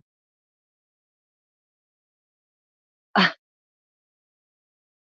It's like I want to believe in our justice system. Even someone that really is not a pro, I believe in our justice system, or I want to anyways. And then shit like this happens, and I just go, why? Why? I mean, if this is what we're going to do, we're just going to be framing innocent people. Why do we not just abolish this whole thing and just have a fucking free for all? We might as well. That's the way it seems sometimes. So I just that's the reason why I only get involved with court stuff to an extent. And I follow true crime because I don't like to be in crime. I try not to commit crime, and it keeps my brain from wandering and committing crime because I'm watching everybody else do it. I'm like, that's fucking crazy. Like chopping the penis off because you're mad. That's fucking crazy. Like some of this is a whole bunch of crazy going on these days. And it only seems to be that's what I'm gonna call this year until I am able to get up one day and not put something on the TV that just blows my mind. It has been like that since the beginning of 2024, this whole year. And every day I get up like today's gonna be normal. And I'll put something on. I'm like, this is the thing now? What the fuck is going on with us collectively as a species? I think it's safe to say we're like stretching the bounds of being human and going on into like robotic programming here.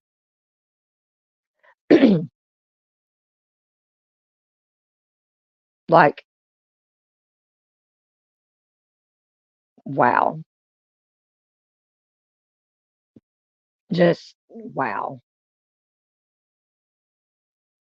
Has me confused through so much of my day sometimes. Scratching my head. I don't know. I don't think let's see, what else is there?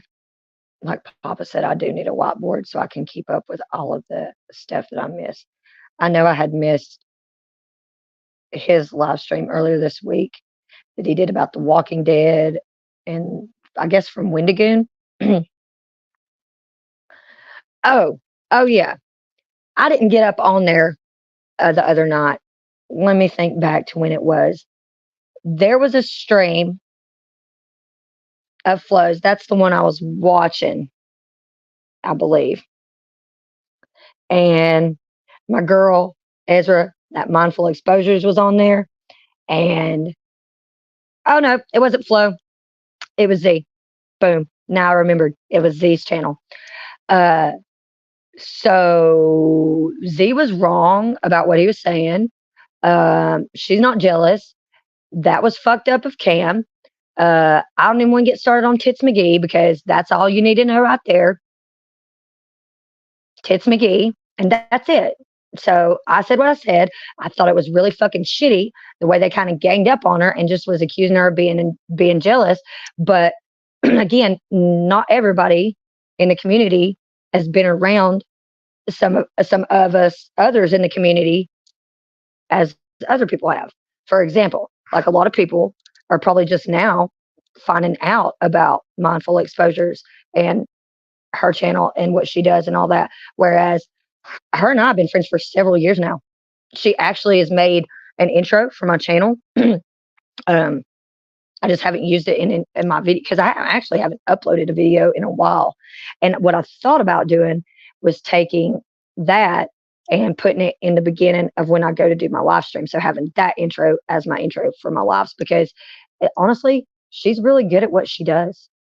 Like her her skills in that department with the editing and all that stuff, awesome. So those are my thoughts on that. And I think I was gonna go on there when she was on there, and then I was like, oh, I know why I didn't. Okay, so now I've got to think about how I'm gonna dance around this next subject. And I think it might be the one I finished the stream out with. It just depends. Let's see, because I know that there's sometimes people are watching, they don't always comment until after the stream. Uh, so it perplexes me. The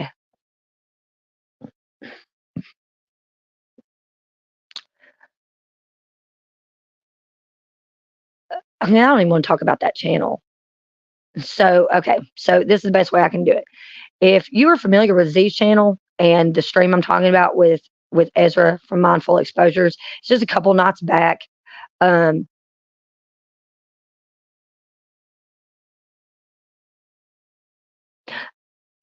you talking about Mindful Exposures, or are you talking about the other guest that was on Z's channel that night? Which until I sort out how I feel about that woman, I don't necessarily think I'm going to promote her channel either, because it's like, God damn it, woman. Okay, so I'm trying to give you a chance, and then you go and you do that fucking nonsense with that motherfucker, and it fucking throws me for a loop. Like, I don't know how to respond to that kind of bullshit, because I know how I am as a person. So when I say that I'm not putting up with shit from certain people, you're not going to see me then be in a stream and like continue to ass kiss that person. Like, I gave them a chance. That stream is up. I think I made it private because there was something that that person said in that stream. It was my live stream, but they were on the panel, and I wasn't sure if they would try to come back later and try to get it struck. So I made it private. Yeah, you're talking about her, because she was. I think you're talking about the same person I'm talking about. So yeah, so I need to go into Signal and maybe try to talk to Ezra about that, because I don't know how to fucking feel about her, uh, the other one, and it's because of that dude on the other channel, um, which he would love for me to mention that right now, and I'm not. And so you'll probably come in later in the comments of this stream and see his dumbass, because I don't have him blocked, because I'm trying to. If I don't necessarily understand you before I just outright go, I don't fucking like that person, I'm going to try to understand your thought process, or how you got to the way in which you're like interpreting the situation. Um, Again, so like when it comes to that person and her, like both of my experiences with them have been so fucking weird. So fucking weird. Um, that it literally leaves me sitting here with that damn dumb look on my face, like, what is this? How, if this was your end game, was to have me with this like confused fucking look, then way to go. You nailed it. Because I am so flabbergasted as to why either one of y'all are following me. I understand why she is, after, because we had it out through almost an entire stream of flows. I think it was flows. Her and I were going back and forth, back and forth, back and forth, back and forth, back and forth. But where finally, I guess she got where I was coming at with it, and we got along. Okay. And I was gonna have her on my panel. I was gonna go to her channel. But before I could do all that, something happened, and I think I got a notification from her, or I clicked on something that he tagged me to. Good morning, Angel. And when I clicked on it, it was her and him, and I was like, oh, no, no, no, no, no. See that? That kind of fuckery, I don't understand. Make it make sense. Okay. So when his channel got struck for like what it was like a week, and she came over to Flo's out of nowhere, and you can see I'm so like lost for a hot minute while we're up on the panel together, and then she leaves, and I'm just like, and the awkward way in which everybody tells her bye is, I was like, oh, like that wasn't obvious as all get out. Okay, now that the pink elephant has exited the room, can we talk about the pink elephant and what the fuck was she fucking doing here? And Flo was like, oh, me and her get along. I'm like, okay, first of all, I know he doesn't probably have time, like I have time sometimes, to sit around. And that's another reason why I had to take a week off. When I do have time to go and research other people's channels and I have to watch some of their content, and for me to have the entire context of some of these streams, unfortunately, I do make myself suffer through those streams so that I can talk about it with the context that it has. And that's where I go, okay, Flo,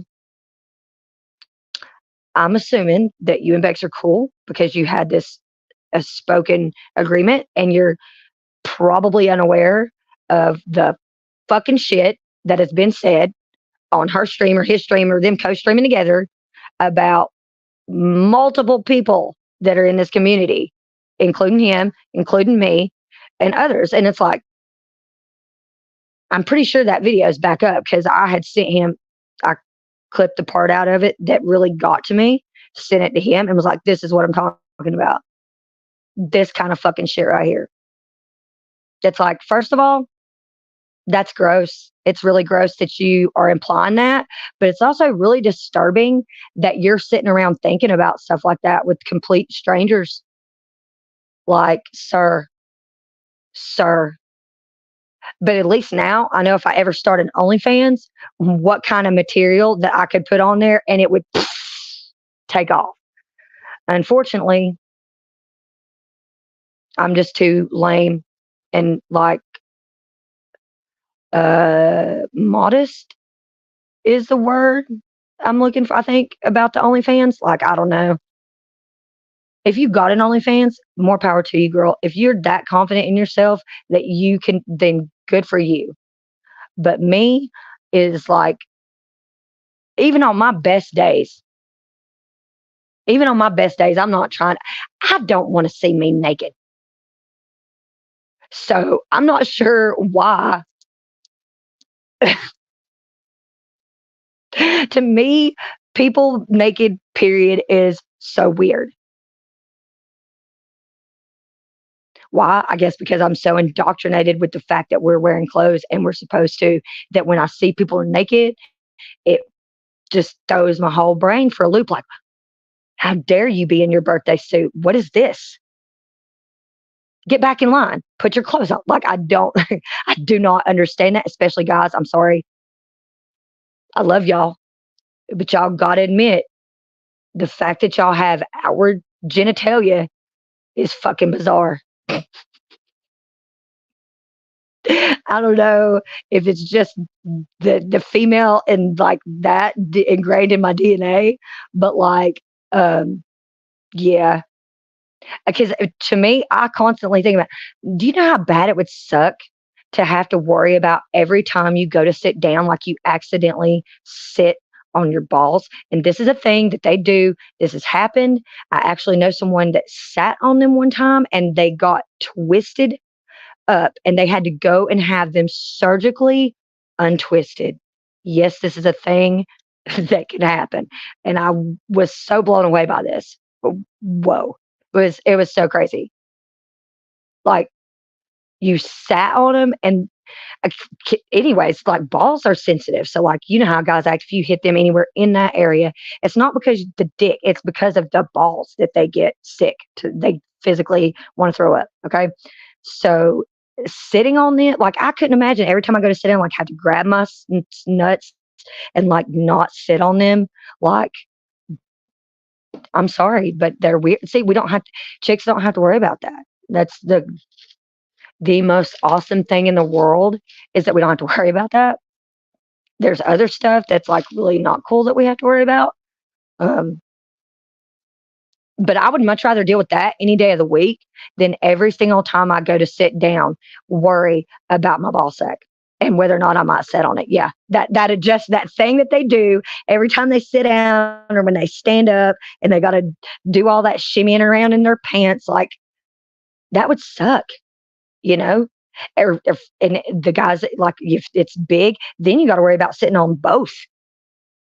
Like, ow. And then like it gets uncomfortable. It's like always right there on your leg or rubbing up against your thigh. Like, I'm so glad I'm a girl. I don't have to worry about stuff like that. Or like when you play sports and you have to get a cup because you don't, yeah. Oh no.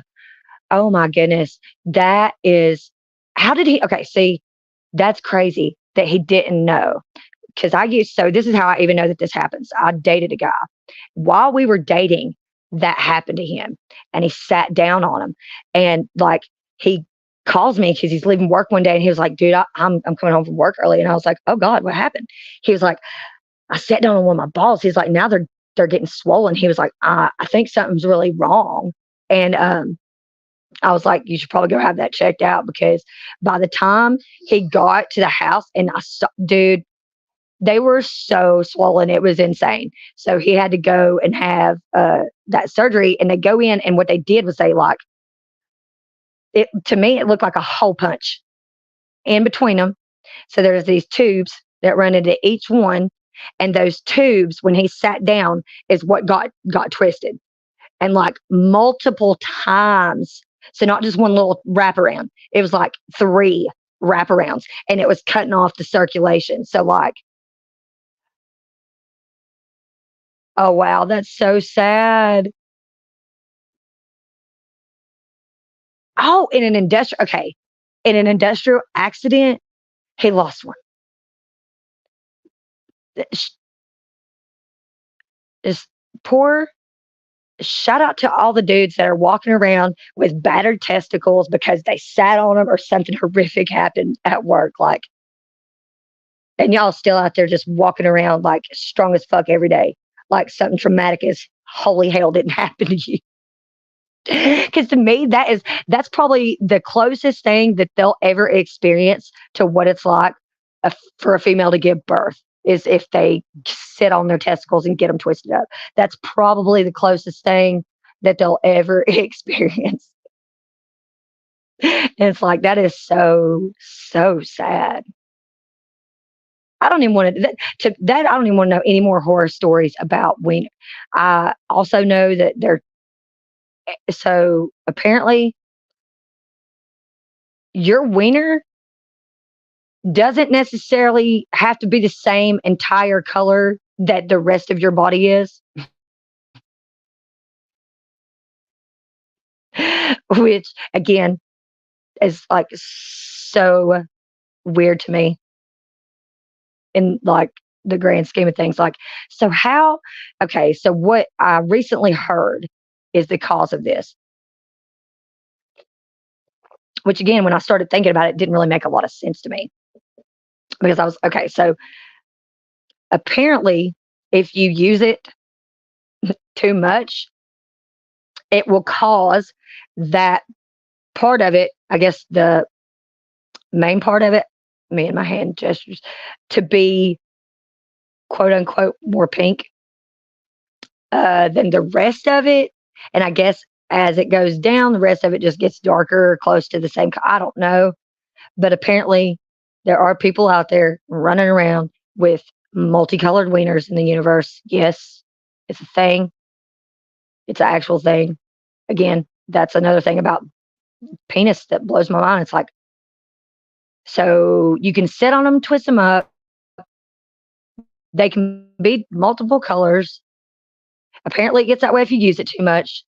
Like, I'm so glad I don't have a penis. Like, really. I'm so glad. Oh, and the whole the morning thing with them, like yeah, that would suck.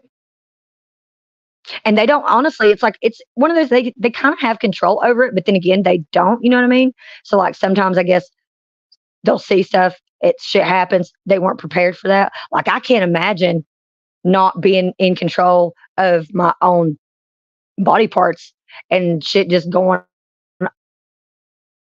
you know what I mean? Like that would suck.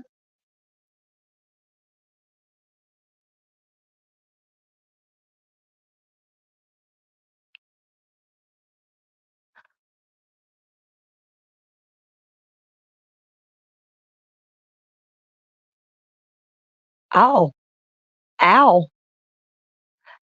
It was,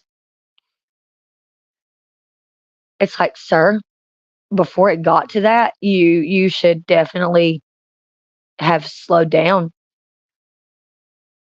Lotion, I don't even know. I mean, again, it's these little things where I'm like, oh man, I'm so glad I'm not a dude.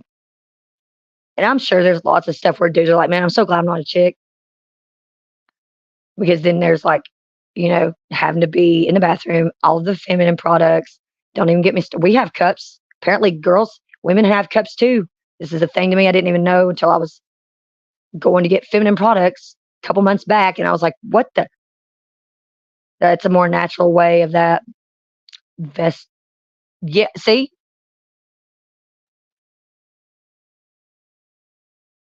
you mean ovaries, or are those not the same?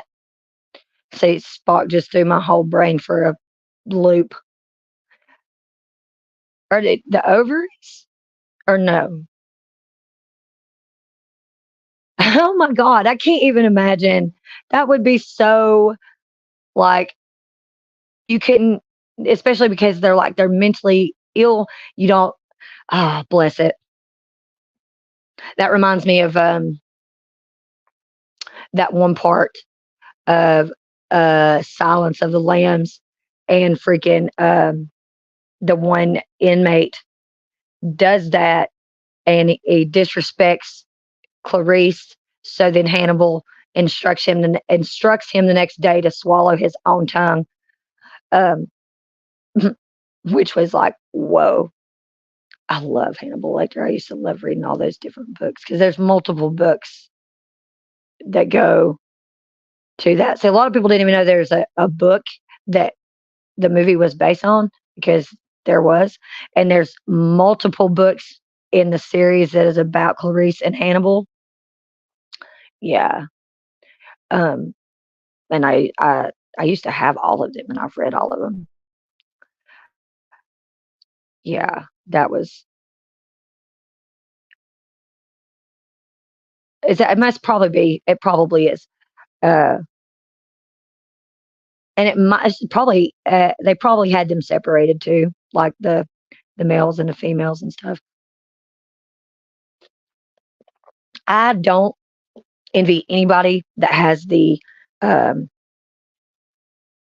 the ability to work in places like that because I do have friends that have worked in homes for people that are mentally disabled or disabled, period. And some of the stuff that both of my friends have dealt with on the job is like, whoa, yeah. And I mean, you're always at risk of violence happening to you, not just because they are trying to be, sometimes they are, but sometimes it's just happens as part of the job. Like, I guess the same thing with being a jailer. You're probably at risk for getting your eye blacked every once in a while when you're bringing in the drunks and stuff like that. I could imagine. So, yeah, yeah, yeah. So with those channels, those two, I'm just going to continue to sit back and like quietly observe because I don't really know how else to do that. Like she in particular seems like, to me, this is how I feel. She comes off like she's way more intelligent than she stoops to. Like subjecting yourself down to be able to be on the level that she has to be with TSM. That's as far as I'm going to go with that. If you don't know who it is, I'm sorry. I don't know what to tell you. But to to be like that, like, okay. So if you've watched any of his videos, his restreams or anything like that, the the way he talks about people is the reason why I have a problem engaging in any type of interaction with him, because it's like, no, I'm not doing that. If you want to go and talk to that creator and try to get a better understanding of that person, that's one thing. But if all you're going to do is sit here and pull up their video and critique their physical appearance or shit like that, or talk about their personal life drama, go get lost, bro. Take a long hike off a short pier with no water floaties. Okay? Like, because I can't. I'm not going to do that. And that's why there is a channel, or there is a video on my channel that I had totally forgot about until recently when I was going back through some of my stuff that I did. I was restreaming, or no, I was streaming, and he came because I left the link in the chat, and here he come. I seen who it was. I was like, oh, all right, well, let's see what the fuck's going on here. As far as I was concerned with the way the stream went and ended, everything was good. Right? Then, like, I don't know how long it was after that, I get a notification because I've been tagged to something, and the whole entire statement in the tag was bullshit. Because it's like, nah, Ninja, you didn't send me a fucking invite. This is the first time I'm hearing about it. So I would have showed up had I known about it. But you doing this little semantic thing that you're doing, trying to act like you told me some shit you know you didn't, is not going to fly in Barbie's world. I don't play that bullshit.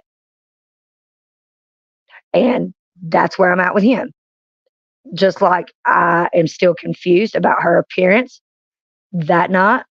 And then I think it was the very next day, he was back, and his channel's back up. So that video that I was talking about is back up. Um, it's called, I think it's called The Shady Bunch, is what it's called. It's like a 25-minute clip of one of Flo's streams where he is literally trashing every single person on the fucking panel. Doesn't have anything to say in regards to the stuff we're talking about in rebuttal or agreement. No, it's all about making fun of the way we look.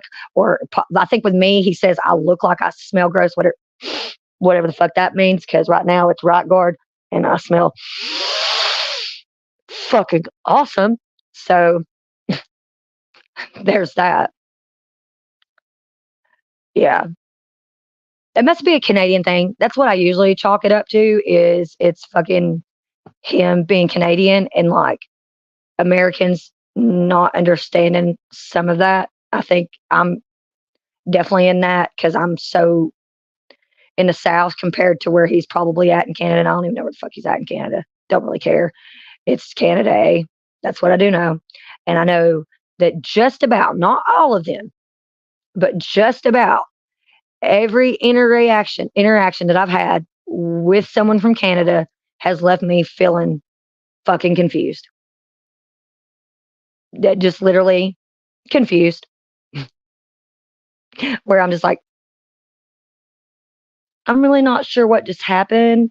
I'm not sure what we were talking about. Like, I think I know what we were talking about, but I'm not really sure. So, yeah. Yes. Yes. Very much so. In a weird, like, ooh, kind of way, where it's like, this could be sexy, but it's YouTube and it's ew. It's just wrong. It's just all the way fucking wrong. Because like when you think of that, like when you think of terms like S&M and you just pictured that in your head, if you go like 50 Shades of Grey shit with it, but then you put them two in place of 50 Shades of Grey, those two, like, my eyes, my eyes, where is the fucking disinfectant for my eyes? That's how I feel. Like, make it stop. I don't want to see this anymore. Like, yeah. Is not nothing 50 Shades of Grey about that. It's 50 Shades of a holy bleh.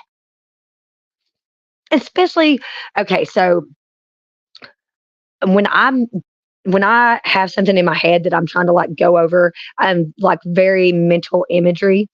And so anytime I think of him, I have this image that pops up, and it's usually one that he's got of his, like, it's a side profile, but it's just looking out from the one eye, or the angry puppet face one where he's got the two puppets and he's got the crazy look on his face. It's one of those.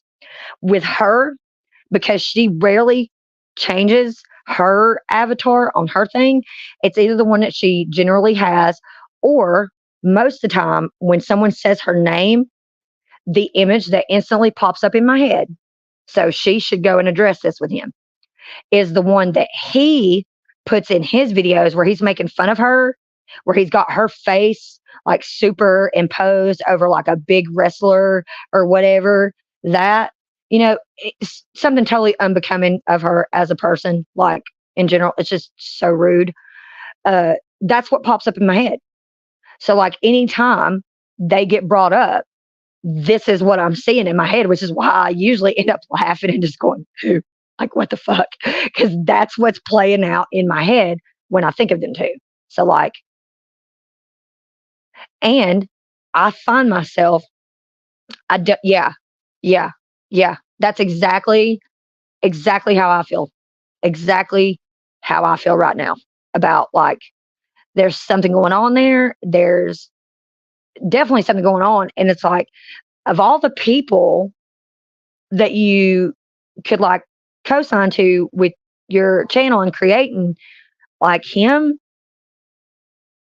that goes for any chick that is associated with him and calling themselves harem wives. Like, which one of them got her ass blocked. And then when I accidentally cleared out my block list, I remembered her channel name and went right back and blocked her ass again. Like, no. I think she was in Z's chat that night. I think that's how I remembered, like, oh, I don't like you. Bye. And I don't care. I don't care. And she's not going to get unblocked because of the way she introduced herself to my channel and me in general was really fucking shitty. So I said what I said, and you did that to yourself. So don't have anybody come, because if somebody comes to me and goes, "Hey, why do you have da da da da blocked?" They'll find out real quick how I feel like that about that, because they'll be blocked too. Because if you're associating with her, that means you're associating with him, or either way, I'm not fucking with y'all. Bye. And honestly, it sucks because I think that chick, she probably is. Wait a minute, where else did I see her at? And that's when I was like, no, this is how I know that I don't like you, because not only are you subscribed to TSM, you're subscribed to this person, and this person is almost insufferable. I can't remember who that is right off the top of my head, but I somehow came upon their stream by accident through the scroll feed and clicked on it. And when I got into that chat, I was like, no, see, I won't do that. Like, I definitely don't, and I do not condone or suggest that people that are subscribers to me go and troll people that I don't like. If you find yourself in a chat with someone I don't like, and you know that it's someone I don't like, I would hope that you, being a grown ass adult, would conduct yourself accordingly and form your own opinion on that person based on what you were presented, and not go off whatever the fuck I'm saying. Because I don't generally do that with other people either. Like, I've literally given since I've come into this community with like flows people and stuff, every person that I've interacted with, I have given them the same amount of chance to, prove themselves or not prove themselves as a civilized, intelligent fucking human being. And some of them have epically failed at that. Like, I'm talking about epically, like you just fucking splash bombed into the pool of fucking it up. Like, yeah. Yeah. Like that thing. Like, I'm not the type, I don't think I could start a cult, because I wouldn't have I don't have the thought process to keep them in line. Like cult leaders do. I don't have that. But you give me the right set or wrong, either one, right or wrong set of circumstances, however you want to look at that, and the right guru lead that cult. I'm probably gonna sign up. As long as it does not involve any type of harm towards other people or us ending up drinking bad Kool-Aid at the end, like, then I'm about that. Yeah. Are we gonna go and start our own little community somewhere in the middle of nowhere that's self-sustainable and shit? Sign me the fuck up. Because that sounds awesome. But starting one, that seems like way too much. I think that's what happens. Like they all started it thinking this is gonna be awesome. And then midway through it, they're like, I don't, this is fucking crazy. This is like wrangling in a bunch of kindergartners, but they're adults. I'm going to take myself out. And that's what they do. I'm just like, you didn't think that was through, did you? Like, no, no, you did not. But sometimes that's just the way life is. It shit happens. Like, seldom do people actually plan their kids and plan on the amount of kids that they have. It just happens most of the time. And you got to,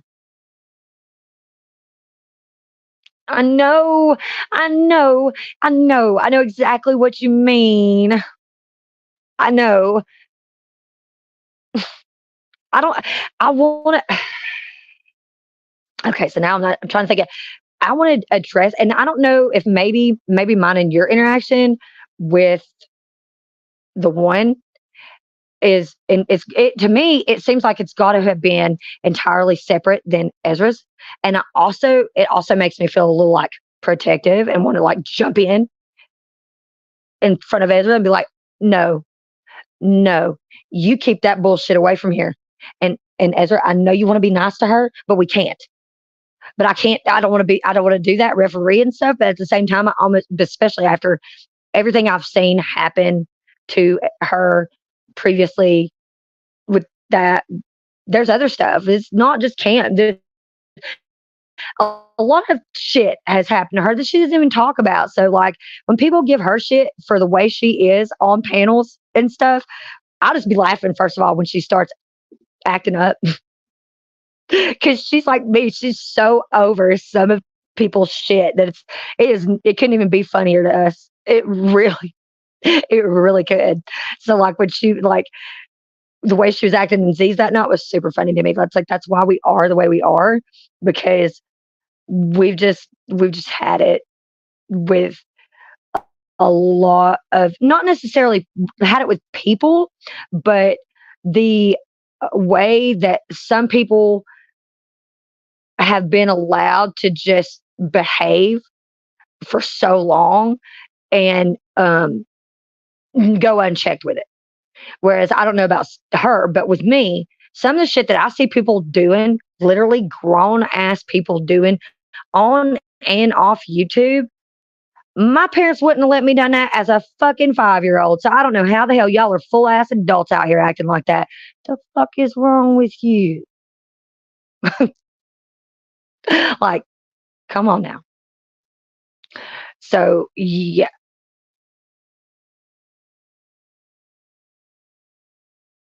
I'm not sure if I know who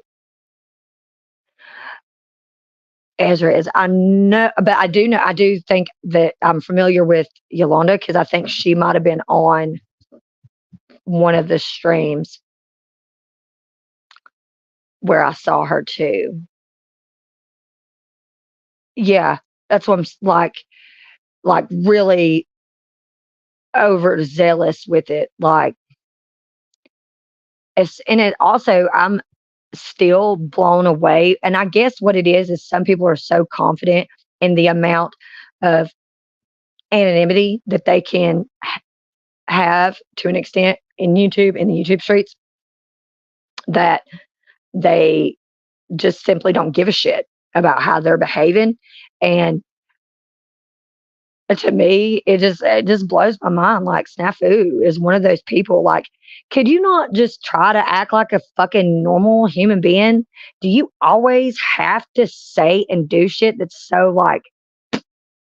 Because multiple times he said some shit where I'm like, see, I agree with him. Then I appear, and the sheer sight of my name causes him to have some sort of like mini meltdown in his fucking brain, and he starts slinging insults at me. And I'm like, first of all, bitch, you don't even fucking know me. So let's stop right there, start from scratch, and start this over. Then we'll form opinions about one another. But until you want to do that, all I can tell you is fuck off, Snuff. Like literally, fuck off. I don't want to talk to you, and you can sit there and trash me all you want to. I don't give a shit. Point is, you're fucking wrong because you don't know me from a hole in the ground. So eat a bag of dicks, mofo. That's how I feel about him. And he already, I'm pretty sure, has me blocked. Like there's a few creators that like I even became aware of because of Flow that like before I could even make a note and remind myself to go check out their channel for whatever reason, they were like, oh hell no, I'm blocking that Barbie bitch. Fuck her. And I'm like, okay, so this is how that's gonna work. You can either come up here at some point and explain your case, state your business, why you got a problem with me, which is highly unlikely that you even know why you got a problem with me because you don't even know me. We've not even interacted, some of us. So, like, how are you coming at me sideways when you don't know me? Like, you could assume you know me based on my live streams and how you see me interact in my videos or in live streams with people, but you don't know me. Um, I can tell you, I can give y'all a little bit of a hint how I'm acting on panels and in like in my videos. This is how I am. Like if you're having a conversation with me, this is how I'm gonna be. This is how I'm gonna talk. Only difference is if it's in a real life face to face conversation, it's even way less filtered. It's even way less filtered. Like there's some shit that I say sometimes in real life, and I'm like, I'm so glad I wasn't live streaming right now because oh my god, if that was to be taken out of context by the wrong person, like, oh my goodness, like, there's no telling. There is no telling. Like, I think I said something a week or so in a stream that I was like, oh, some asshole clips that right there, and I'm gonna be the biggest like animal abuser that ever walked. Kind of, yeah, exactly. That is the word for some of them, totally and completely off the rails with no chance of being able to break. That sometimes I envy those kind of people where I'm just like, wow, you will say anything, anywhere, and not give a fuck. Like, okay, I don't care if I'm on or off YouTube, the N word, and especially the N word with the hard R, like, you're never going to hear me say that. For one, I don't talk like that. Mm. And like, there would be no reason for me to use that. So, or I think another word is like, I don't like slurs, period, in general. Like when people call gay people the F word or whatever, like that's so, I want to be like, that's so last season. Shut the fuck up. Like, why are we still doing that? I don't know, because that's what they want us to do, get caught up on trivial shit and not be able to actually get past that and figure out some shit. All right, well, back to that. That's exactly what I mean. Sometimes I'm like, so do y'all see how like you guys are literally what the world governments and all that they're dependent on people like y'all to come up in a stream, talk about something so completely irrelevant to what's going on, but you know that it's a trigger point, so y'all do it to get everybody back on that subject matter when we were having a decent conversation, and then that decent conversation goes out the window. Snafu is fucking great for that. That's another reason why I don't like him. I'm like, you that that's what because it never fails a lot of times with Jack. He does that. I really want and have wanted for quite some time now to be able to have some interaction with Paul unslaved, but I can't. He won't. I don't know why. I don't know what it is. I don't know. I don't know. I think if I'm not mistaken, he might have me hidden from his channel. He was on a panel at Flo's, but he wouldn't came up and he didn't speak at all. He just was kind of like listening. So yeah, there's some stuff that like he said that I'm like, oh, that kind of makes sense. Like I could see that. So I've tried. Like I'm more willing to give him a chance than I am with Snafu's. Literally, he's already had me give him 3 chances, and he has went and fucked every one of them up. So it's like there's a part of me that goes, oh, you should give him another chance, and there's part of me that's like, oh hell no, what are you thinking, girl? No, no, ma'am.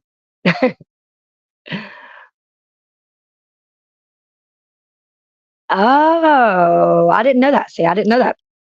That's what I'm saying. Because I'm pretty sure he's he's got me hidden, and that's such a bummer. I also think it's really funny too because I think that those people that have me hidden from their channel know that I don't have them hidden from mine, and they'll come and watch the stream and never say anything because they know I'm not going to know. But like, why do that? And then when the woman actually says she's trying to interact with you, to understand you, you're just like, mm-mm, mm-mm, I'm not going to do it. No way. Not unless it's on my terms. I'm not doing it. Like, come on, man. My grandkids value better than that. What the fuck? But I think I know why it is with some of them. They know they're not going to be able to deter me or turn me on my thought process, um, as far as the way I feel about certain things. Like, you're not going to come in and say a few things that's going to make me turn on Jack. You're not going to come in here and say a few things that's going to make me turn on Flo. You're never going to be able to come in here and say shit that'll make me turn on Sasquatch or Richie or any, like, unless it was something like they literally just kidnapped and people. That's never going to happen because those people, those guys, these females, Shadow and Light, Ezra, they have been solid with their support for me and my channel, and like me being able to grow as a content creator and as a person, not just as a creator, as a fucking person in general, as a human. Like, they care. And some people are like, they don't care, they're just people you met on YouTube. Nope. Kiss my ass.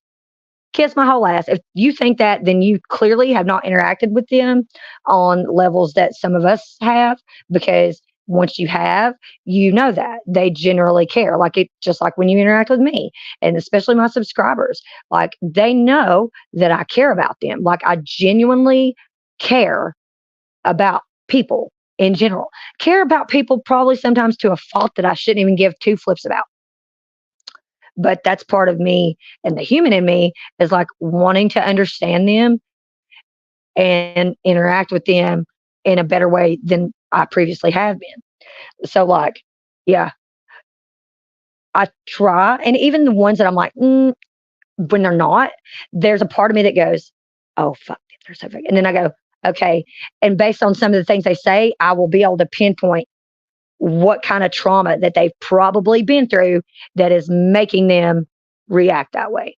And this is why I'm still currently dealing with my own shit, my own PTSD, and my own stuff that triggers me, and what has happened to me in my past that makes me respond and behave in the way that I currently respond and behave to some things, or stuff that triggers me. Like, okay, for example, sometimes stuff will get brought up in a conversation that I will laugh at, where some people will be like, whoa, that's so inappropriate. Nah, not for me, because I've been through certain kinds of trauma, and that's just the way I deal with it, is by making a joke about it and then moving on, because I don't really don't have any other way, honestly.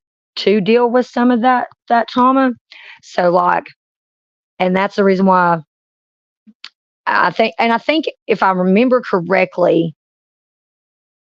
the interaction with the chameleon and I is was based on something that at the core of it had to do with me dealing with trauma that I had went through as a kid. And I think that's what got it started was I responded to something a certain way and it set her off in the chat. And so we kept going back and forth and I was the simple like, no, this is how I feel. This is why I feel this way.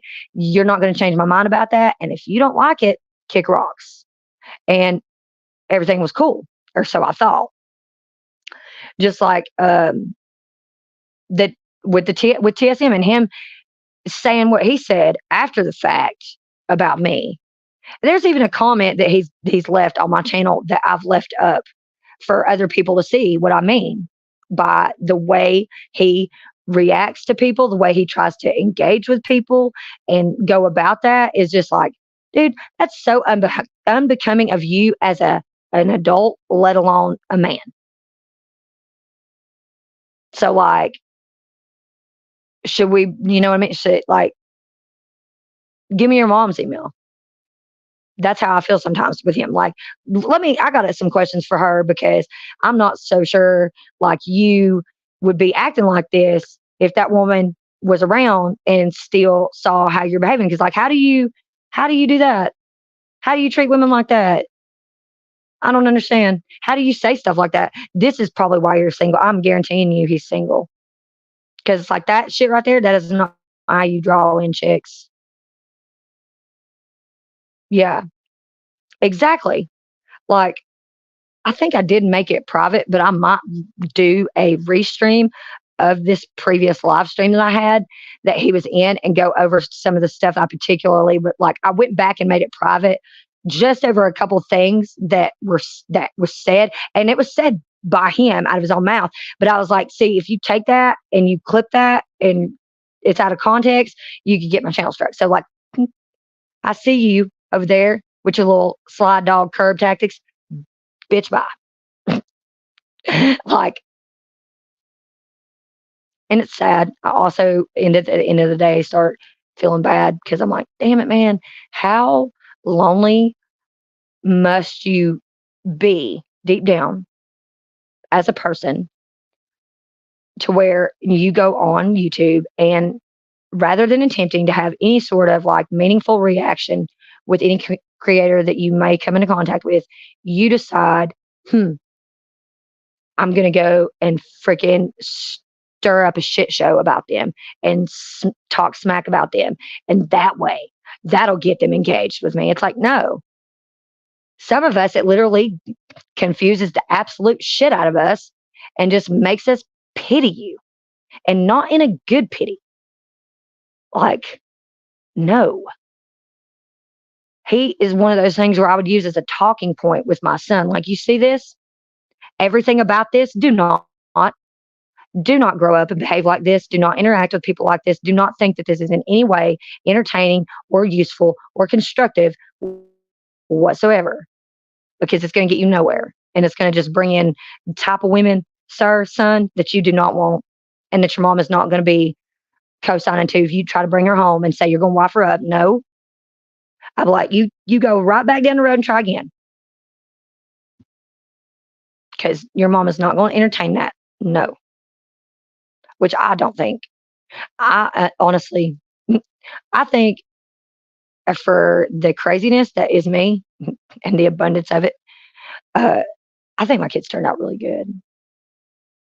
I think they did. I think they turned out really good, and I'm really proud of them. And even if they may not always be proud of their moms, I'm sure there's things that they're like, yeah, I'm just going to keep that one in my back pocket.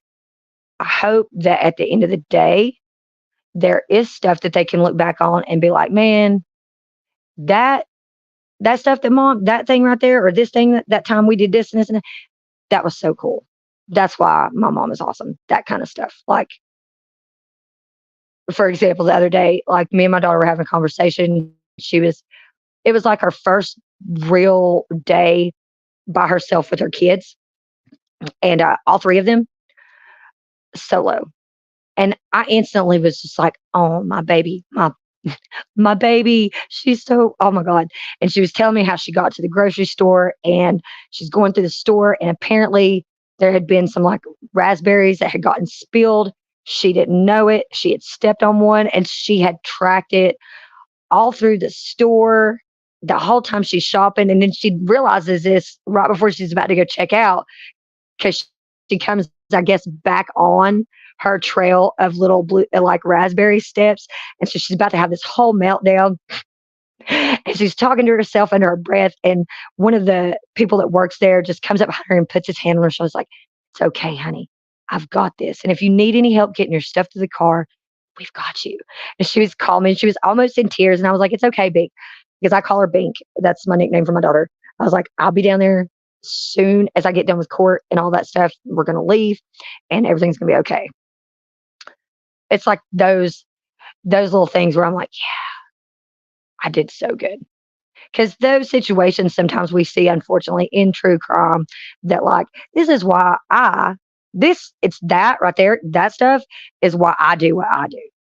Like, because for one, I love interacting with other people that have also been through stuff, whether it's similar to me or unfortunately, sometimes it's worse than what I've been through. But being able to interact with people that can understand the reason why some of us are just not like everyday people. And unfortunately, it is because some of us have been through some fucked up shit and we live to tell about it.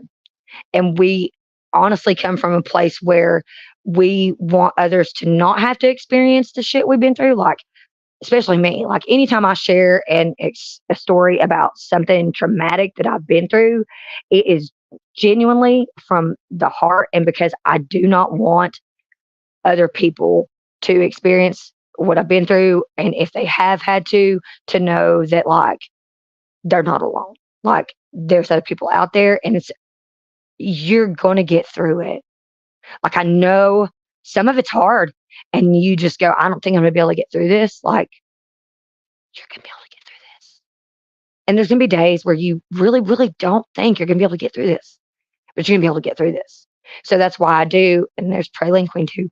That's why I do what I do because like, and because I want people that maybe haven't experienced trauma to have a better understanding of what it does to people because it can change it does. It changes your whole entire outlook and your operation and way of life, especially depending on the types of trauma that you have experienced. It can change your whole thought process in general about some things. It really can. And how you interact with people.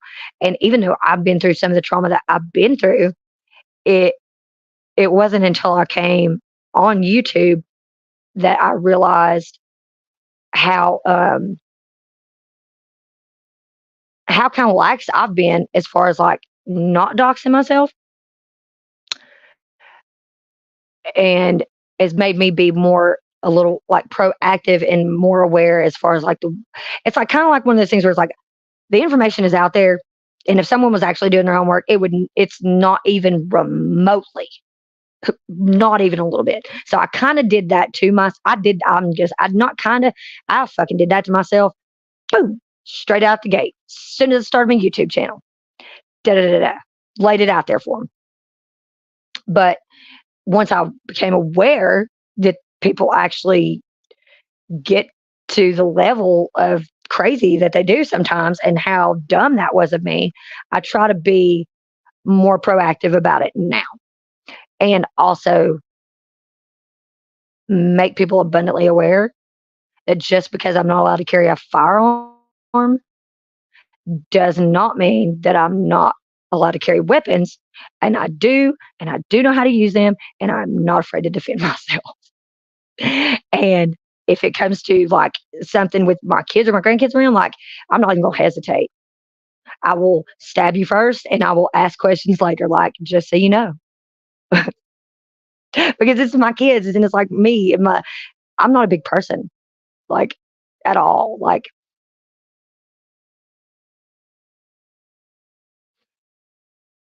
No, I'm right there with you. Um, I see, even with when the religion thing gets brought up, like some people are like, Barbie confuses me in this department. And I understand that because I did grow up in church and I went to church a lot, like every Sunday night and Wednesday when I was a kid, up until I was like 13, almost 14. And even continued to go to the church where horrible things happened to me and still and be around people that had done horrible things to me still. Um, and then there came a point in time where I was kind of like, okay, I see how this particular thing has impacted my life in a way. At first, it was good because, like I said, when I was in church, I got saved when I was like 9 years old, so I'm good with the Lord, and that's what I do know. And so anybody else that's like, oh, she's going to, no, I'm not. And I hate it for y'all, all y'all out there that get so butthurt over Satan's little princess. Like, I hate it when we get to the pearly gates and y'all see me in line, especially when I'm in front of some of y'all. Like, hey, yeah, that's me. Yep, I'm here. What's up?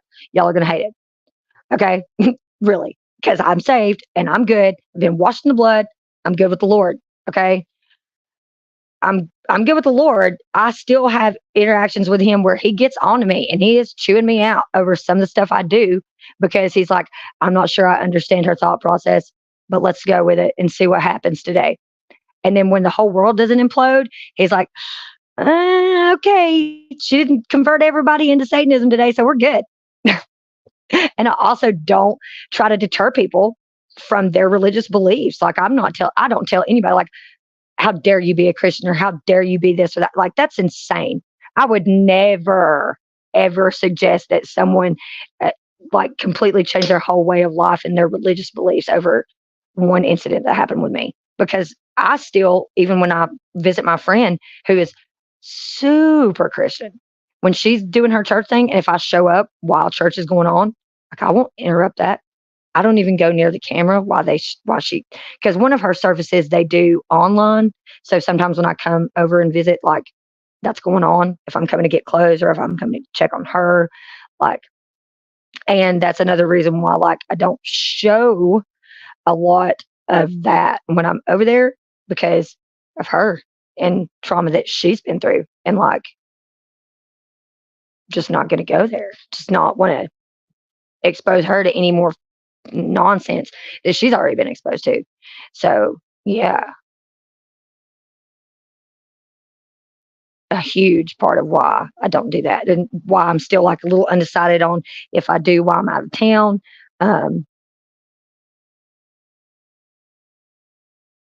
yeah, exactly. Like, and I have to talk to them constantly where I'm like, hey, Lord, if you're not too busy right now, like I'm really struggling with this dumb stuff. And if you could just make that make sense. And sometimes the devil's like, oh, I got you real quick. I got it. I got it. Don't worry about this. You go do your thing. And he'll be like, I'm like, really? Okay. But then I get it. I just get it. They're like, that's really messed up. No, it's not. Like it would be really messed up if I didn't try to understand both the up and the below. That just doesn't make sense to me. And sometimes I still skirt on whether or not this is not actually hell itself. Could be. You throw in global warming and you got a good ball of fire, in my opinion. Especially when election times come around, Lord, ain't nothing more like hell than American election time. Straight up. And apparently it's also like a trending thing to be corrupt in so many of these little damn cities council. Like that's also a thing, not just in the one, but we've had it here too. Yes, yes, I agree. Even there's people out there that make it really difficult to, but like if it was like, okay, for example, this is how I am as a person in general.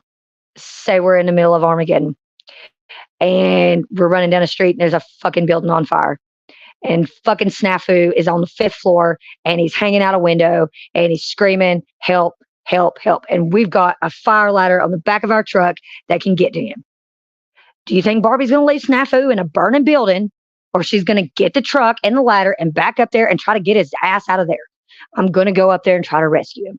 I don't even know why. The whole time I'm climbing up there, like, Emma, what are you doing? It's him. I'm still going to go up there and try to get him out of the burning building.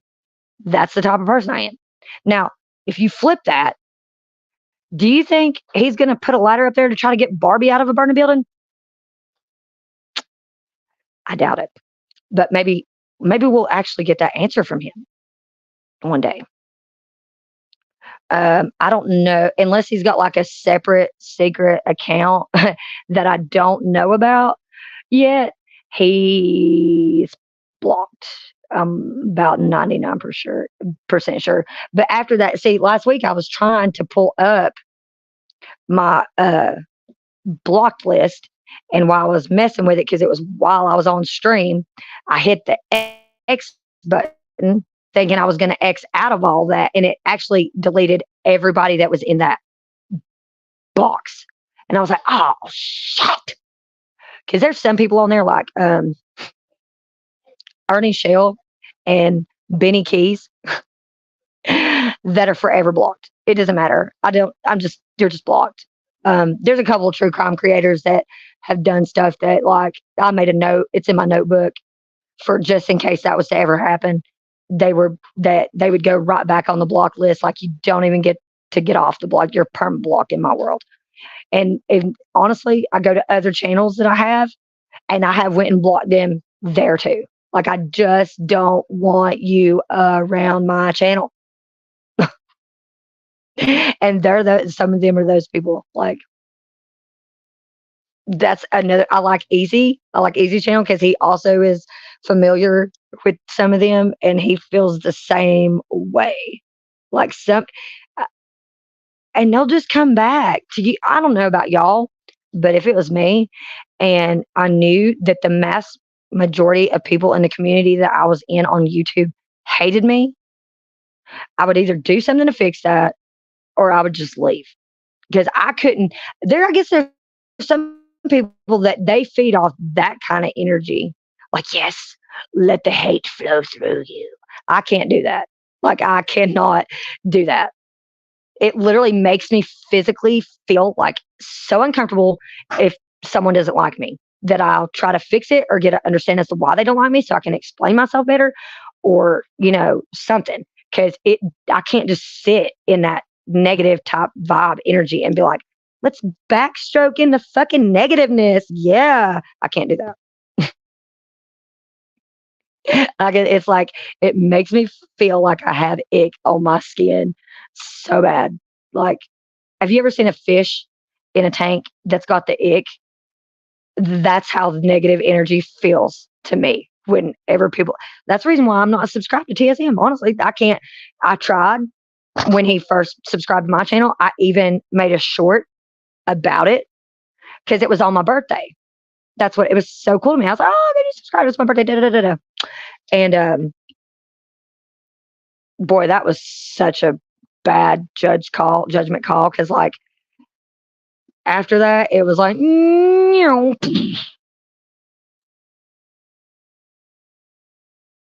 the thing is, like, we started out so good. It's like, he subscribed. I was like, oh, that's cool. Everybody go check this dude out. That was so fucking dumb. Hands down, probably one of the dumbest fucking things I've done on my channel to date.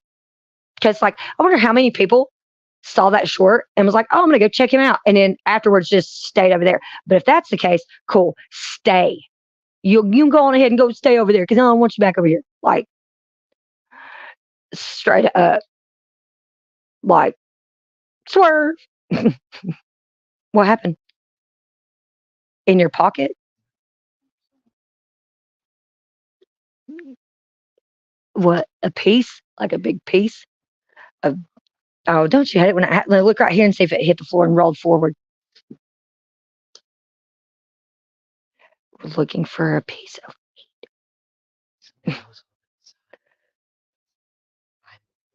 Are you serious? Oh my goodness. I'm almost about to send you out to go back and take a picture. Right here at the stop sign when you pull out. Oh, right down there at the run to the bridge and the over. Okay, yeah. So um, there's always people.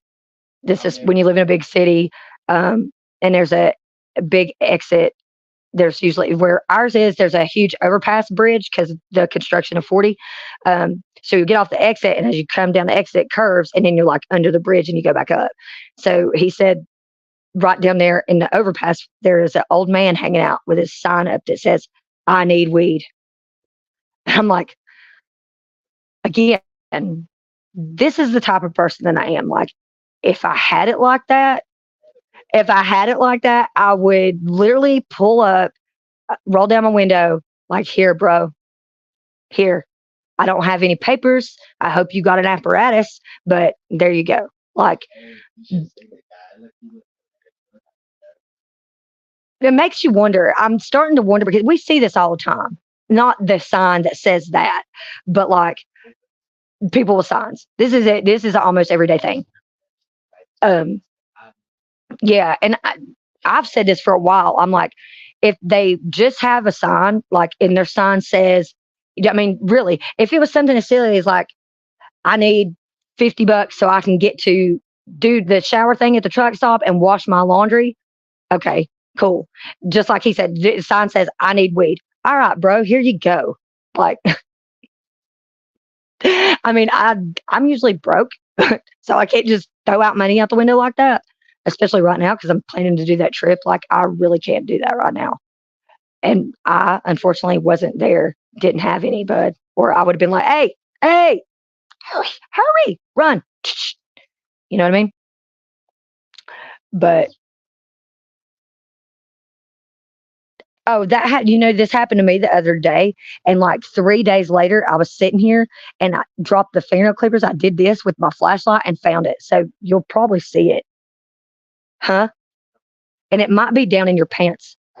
I think it is down in your pants because of the way they're made. You'll know here in a little while when you got it stuck to your leg. Speaking of, I don't know if you drug it in yesterday or this. There was a, have y'all, what are those? They're bushes and they're not, it's not a rose bush. It's the whole entire stem of it is covered in like little hairy like thorns. So there's bigger thorns and then it's also got little hairy ones in it, right? I didn't know that's what was laying in the floor. It was yesterday I saw this stick literally about this long. And looking down on this carpet, this carpet is brown. It's brown. So I see the stick. I don't see the thorns or even the bigger ones. It just looks like a brown stick. So I go to pick it up and full force grab it. And one of the thorns just like buried itself in my thumb. I was like screaming. I was like, what the? Don't even know where it came from. I'm going to visit my daughter. And so she lives near the beach. So it's kind of like near the beach, but it might be. I'm gonna grab it here in a second, and I'll bring. Actually, let me go grab it now. And I'll show you what it looks like. Um, my daughter is got all three of the grandkiddos right now, and her husband's gone to do some schooling to become an HVAC technician. So this being her first time solo with all of the kids, look how thorny it is. I told her I'd come down there and help her for like 2 weeks. About 2 weeks. I'm about to show y'all because I picked it up and there's still a sock stuck to it. That's how thorny it is. I laid it down over there because I wanted to take a picture of it and look it up. Let me grab it on this other end here. So look at this. You see how thorny it is? There's hair. That might be, no, Annie's hair is not that long. That kind of looks like my hair, but you see those thorns? The whole thing, even all the little furries are thorns. But when I went to grab this up yesterday, I grabbed it up and one of those right there just full on buried itself in my finger. And I was like, what the? I'm so glad I didn't step on that. Like if I would have stepped on that, oh man, I would have been crying. Like so bad. Do you want me to do it? Okay. I'm not sure. Yeah, here, hand it to me. I was like, I'm not sure. I'm trying to think. I don't know. And this is one of those things where Sasquatch went to eat lunch, so I don't know. Uh, yep, what YouTube's policies are on that.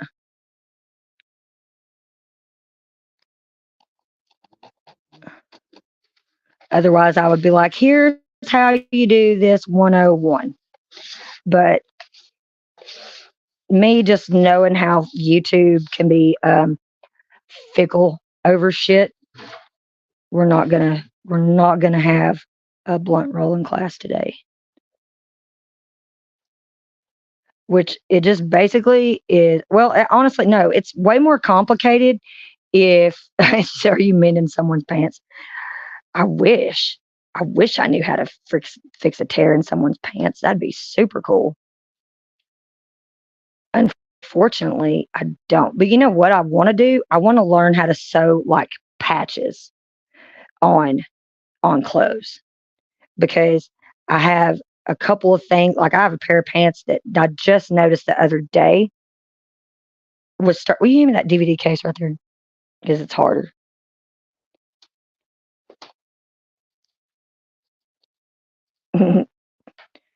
Yeah, for starters, it is really, really difficult to roll anything on a surface that isn't hard. Like you're probably not going to be able to roll a ball through a ball pit of bouncy balls. It's just not going to work. But if you put the ball on the floor and roll it, it's going to roll. And like if you were okay, for example, if you were trying to roll your own cigarette, you're not going to roll it on a piece of paper. You're not going to set it down and try to roll it up on another piece of paper. It's not going to work like that. Also, when your wrist is not at an angle like it normally would have been had I not broke my arm a couple years ago. Like I think it. I don't know if anybody's ever actually noticed that one of my arms is like grossly deformed. Hold on.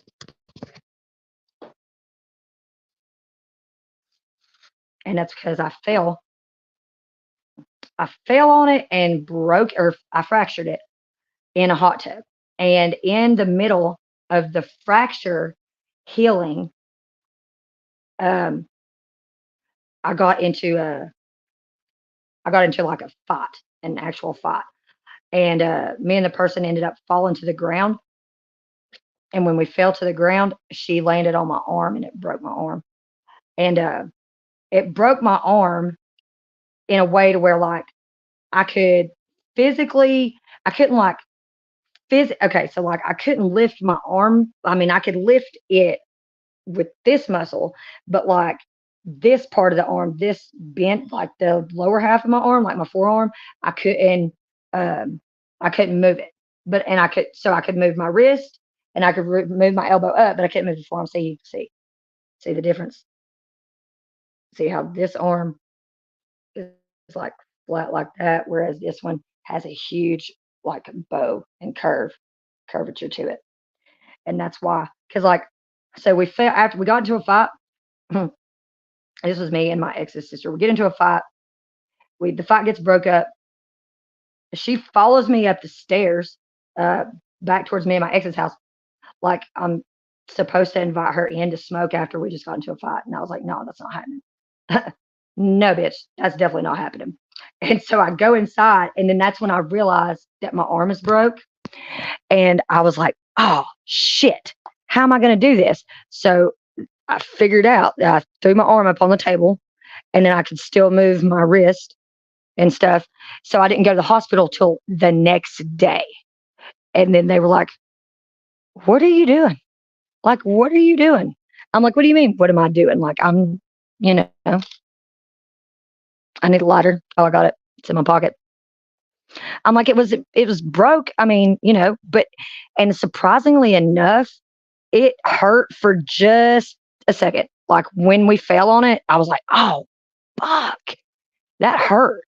So I'm walking up the steps and getting the house. And then that's when I was like, I went to move my arm and realized like I couldn't. move that part of my arm. I was like, oh man. And he's like, oh, how are you going to roll the blunt now? And I was like, I'm going to set my arm up on the table and then I'm going to roll the blunt. And that's what I did. And they put it wasn't like a full hard cast, like, when they did the plaster cast, they didn't do that. It was like a brace that I had to have specially made by an orthopedic person for it because of the way the bend was in it. And it was so weird. It's the weirdest injury I've had to date. All right, now I'm going to draw this. Do-do-do.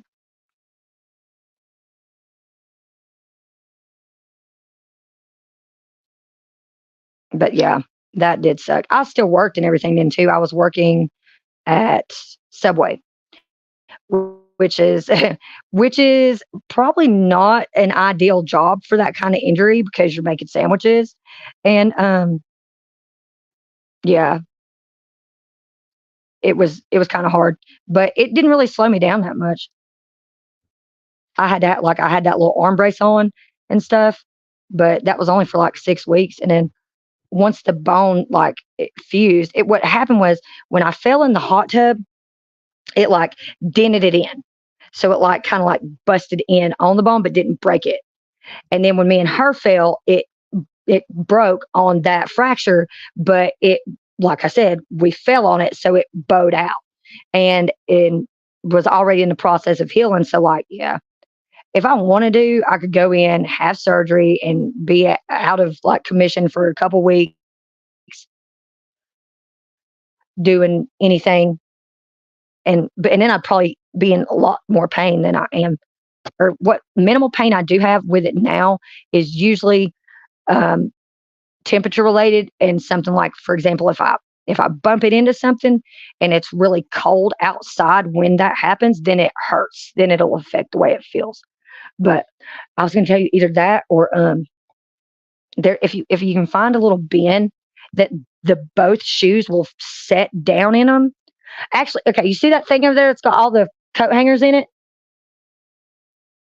Okay, get all the coat hangers and everything out of it, and bring the bottle with the OxyClean in it.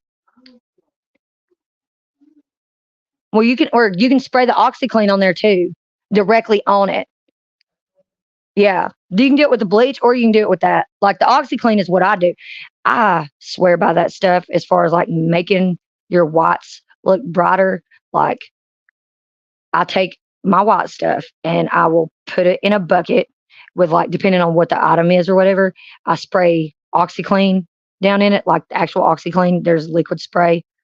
And then if you buy the powder that you put in your detergent or laundry or whatever, it works too. But like I like to pre-treat the white ones.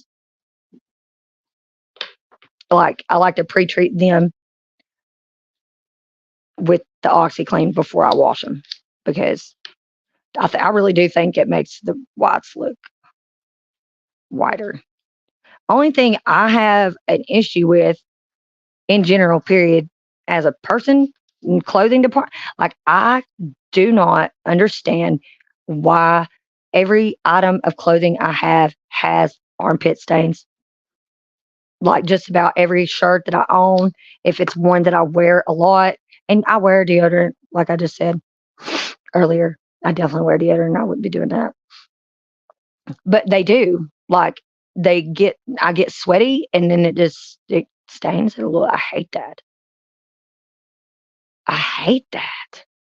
Like it really, it really bums me.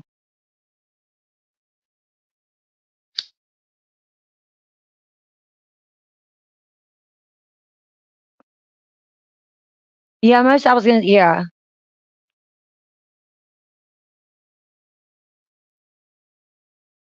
really.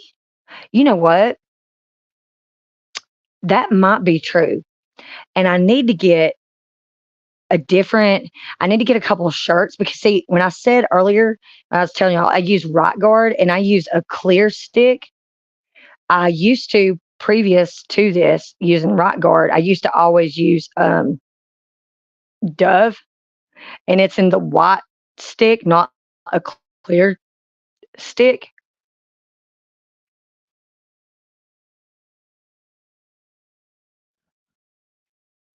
Hmm. That is interesting. Oh, I know. I know some people that don't wear deodorant, they use patchouli in their. Oh my gosh, I wonder if I need to start doing that. I wonder if I need to just go get some patchouli instead and use that instead.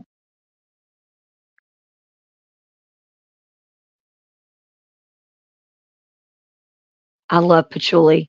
I know hippies wear it, but like I'm telling you what, it is literally one of the scent notes in a lot of the so like I burn candle wax. So I just get the little tea light candles and then I have like a burner thing that I put the candles in and it burns the wax on the top because I like different kinds of wax. And two of my favorite scents both have patchouli as a scent note.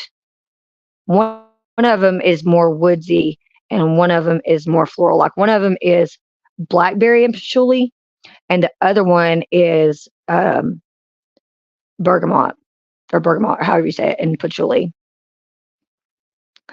But doesn't Tide has OxyClean in it? Yeah, I'm pretty sure. Whew, that is so strong. Bleach.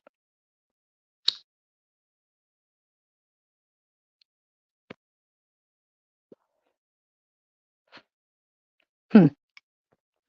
Yeah, it's and but so okay. And when I yeah when I go and buy the wax, the one I can't the one that's got the bergamot in it and the patchouli, it's red, and I think it's categorized under wood notes, and it's called Alluring. I get it at Walmart. It's like $2.22. I think that's why I started buying the Walmart brand was just because of the price. No aluminum. I bet that's what it is. I bet it's the aluminum too.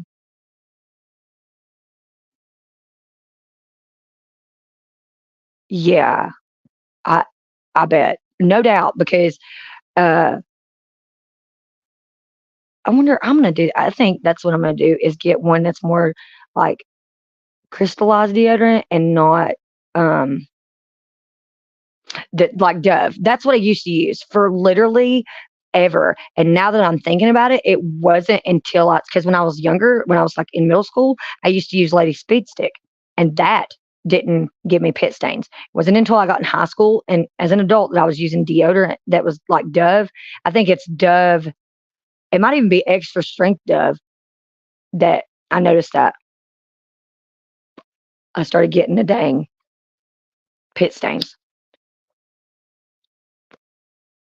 which is why I started wearing like either baggier t-shirts so that it wasn't always in my armpit, or I would wear just a tank top and then like an overshirt that doesn't get all up in my armpit.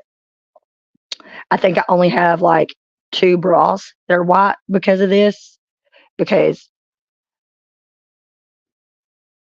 I soak it, I pre-soak it in the in a like a bucket, and then I'll wash it. And that's probably what he's about to do is wash his shoes. So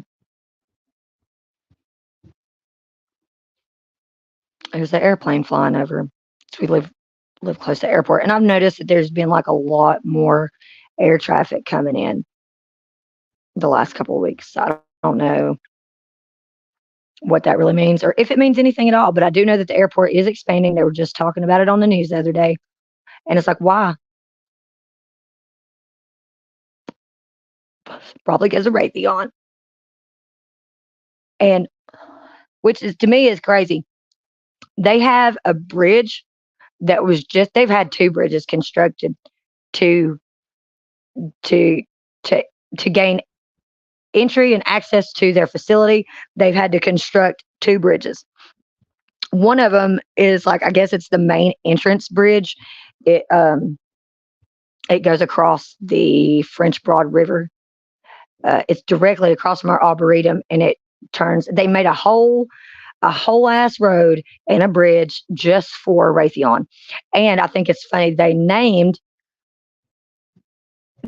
the bridge after one of the people that had to do with the foundation of the national park system, which was Olmsted, Frederick Law Olmsted is his name. So there was a couple of people that were like really key in founding the National Park Service way back in the day. Um, Asheville, I think, likes to celebrate that by putting their names on roads that are in some of the housing developments around here. Biltmore Park is big for that. So is Biltmore Lake is another community that features names from the people that founded the park system. Um, yeah, so that when Raytheon put that in, there's already a road in the park named after Olmsted, but it's just called Olmsted. They put his full name in for the bridge. The bridge and the road that leads to Raytheon has his full name. So it's called, I think it's called Frederick Law Olmsted Way, if I'm not mistaken. It's been a minute since I went by that entrance, but like, yeah, it's across from the Arboretum. And then the other bridge that was constructed, I think, is going to be an entrance to the backside of the facility. So this will probably be used more commercially when it's said and done. But it runs alongside the Blue Ridge Parkway's bridge that goes over I-40. So there's a part of the parkway that runs through Asheville. Part of it runs over I-40, and there is now a bridge that runs parallel to that, and that also belongs to Raytheon. So they've done a lot of construction in regards to setting up for the facility alongside with the facility itself. Despite all of the protest from everybody in Asheville not wanting to have them set up here.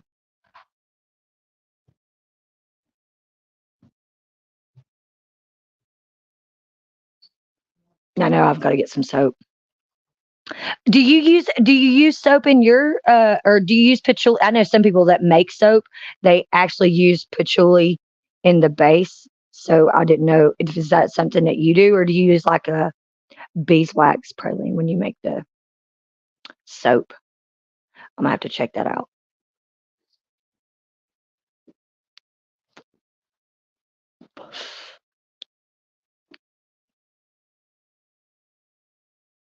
I know.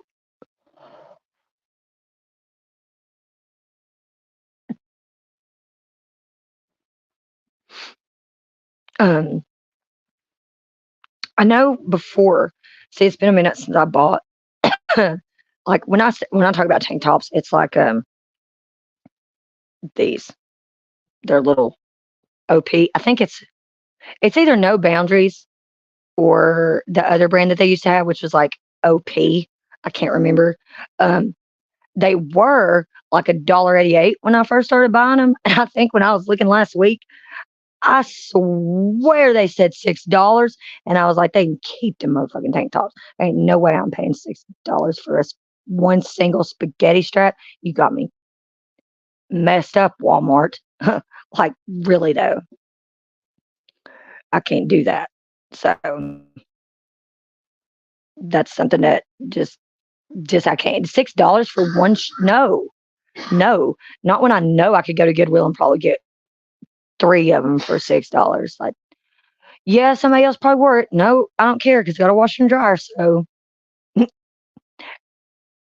yeah, Walmart. Walmart's supposed to be the best in prices, and sometimes they got me going. How is this the cheapest, Walmart? You can do better.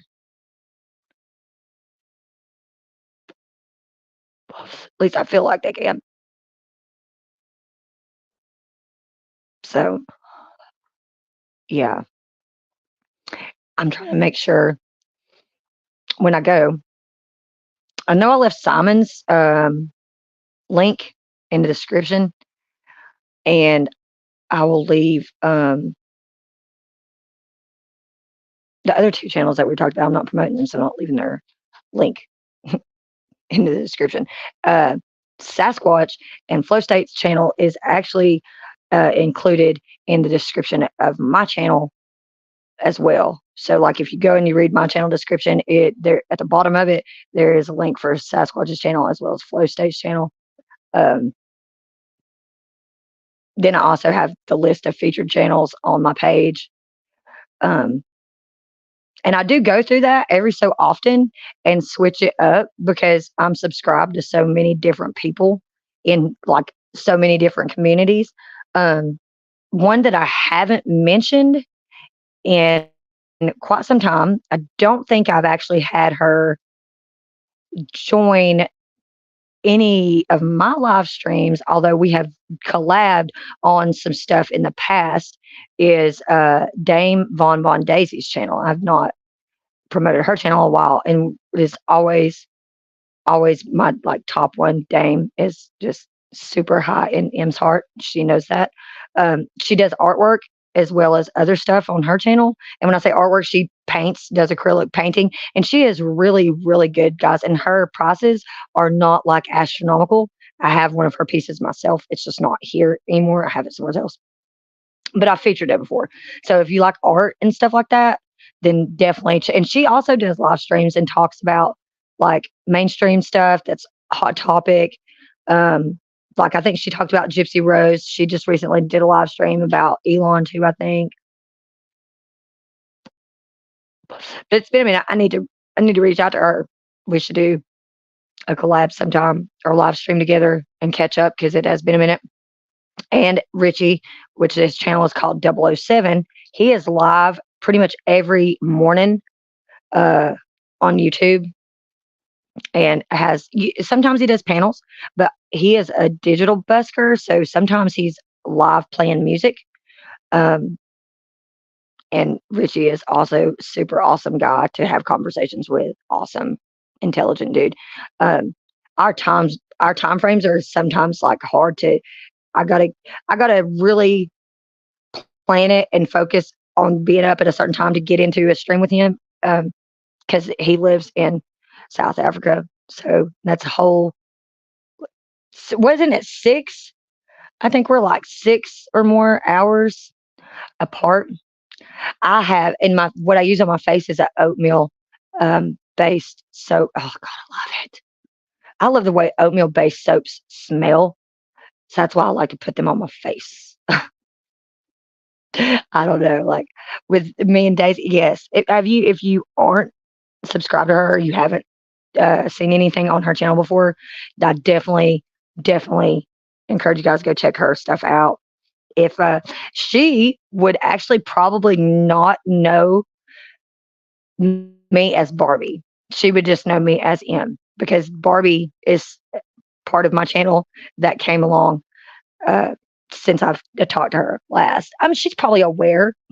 She's probably aware of me because actually, I think TSM has actually talked about her before too, in a way where I was like, "Oh, them is motherfucking fighting words right there, bro. Like, catch me outside. How about that? Like, no, because she is. Oh my gosh, she is the biggest sweetheart. I don't know how. If you've ever interacted with Daisy, like it'd be so hard to have.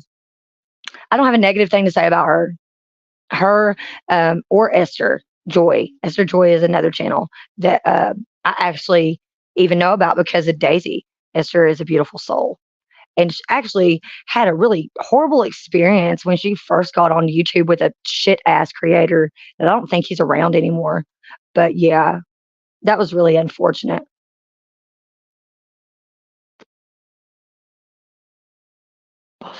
No way. That's not necessarily true.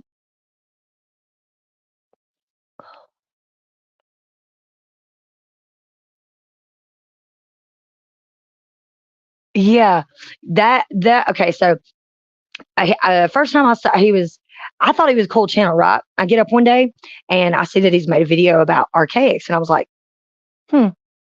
I thought he was, this is the first time I'm actually seeing him make a video about somebody else, and it's somebody that I've interacted with. And so I click on it, and he was making fun of him because of his books. And I was like, oh, hell no. Then he started saying other shit about him. And I was like, okay, now you're taking it out of context. You're a shitbag. So I made a video making fun of him, making fun of him over the books because I have books too. I got my books. And then I found out that he made a video trashing Richie. And I was like, okay, fuck you. Fuck you up your stupid ass.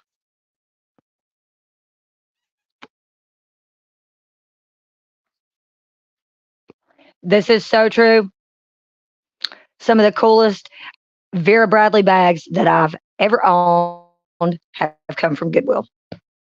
Straight up. Yep. Vera Bradley bags are not cheap. They are not. And I actually right now I have a Vera Bradley, like it's like kind of like a little backpack that my friend has the purse that matches it. So it's the same pattern and it's really pretty. It's like a pastel purple with green floral on it, typical Vera Bradley style.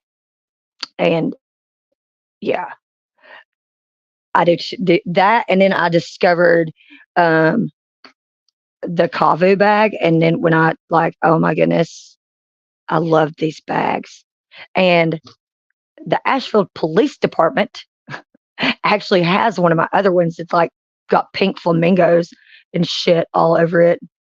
I need to go get that. You can only go and pick up your items that they have stored there on Monday, Wednesday, and Friday during a certain time period. They're really anal about that. This is why I'm aggravated with that though, because APD is not the department that arrested me. So I feel like the arresting department, which would have been the Buncombe County Sheriff's Department, they should have been the ones keeping my damn belongings because that's where the hell I was and that's where they kept that purse. But they decided that the flamingo bag, nope, it can't stay here. It's got to go to APD. And I'm like, this is stupid. This is literally the most stupidest shit I've ever seen y'all try to concoct up to keep someone's belongings ever. Yeah, I can get it back. I just got to go. Yeah. Okay. So, what was really weird about that too, when that happened, was I was wearing the Kavu bag with the flamingos, and then I had another little like it's like just a little shoulder purse, but it's just like the little rectangle small. It's like this size, but has a strap on it. Okay. And that had all of my phones in it. So when they arrested me, that bag and all of my phones got to stay at the sheriff's department. And they sent the rest of my stuff, like everything, my makeup. I have a bunch of makeup. I think I had um, another one of these bracelets that my brother handmade before he died was in that bag. A pair of brass knuckles that I'm not going to get back. They definitely told me that.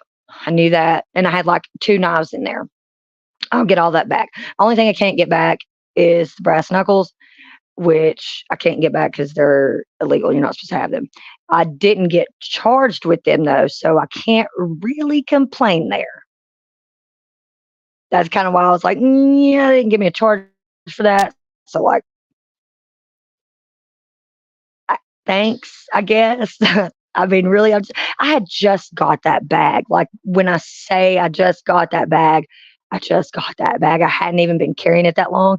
And I think, no, no, this one I ordered.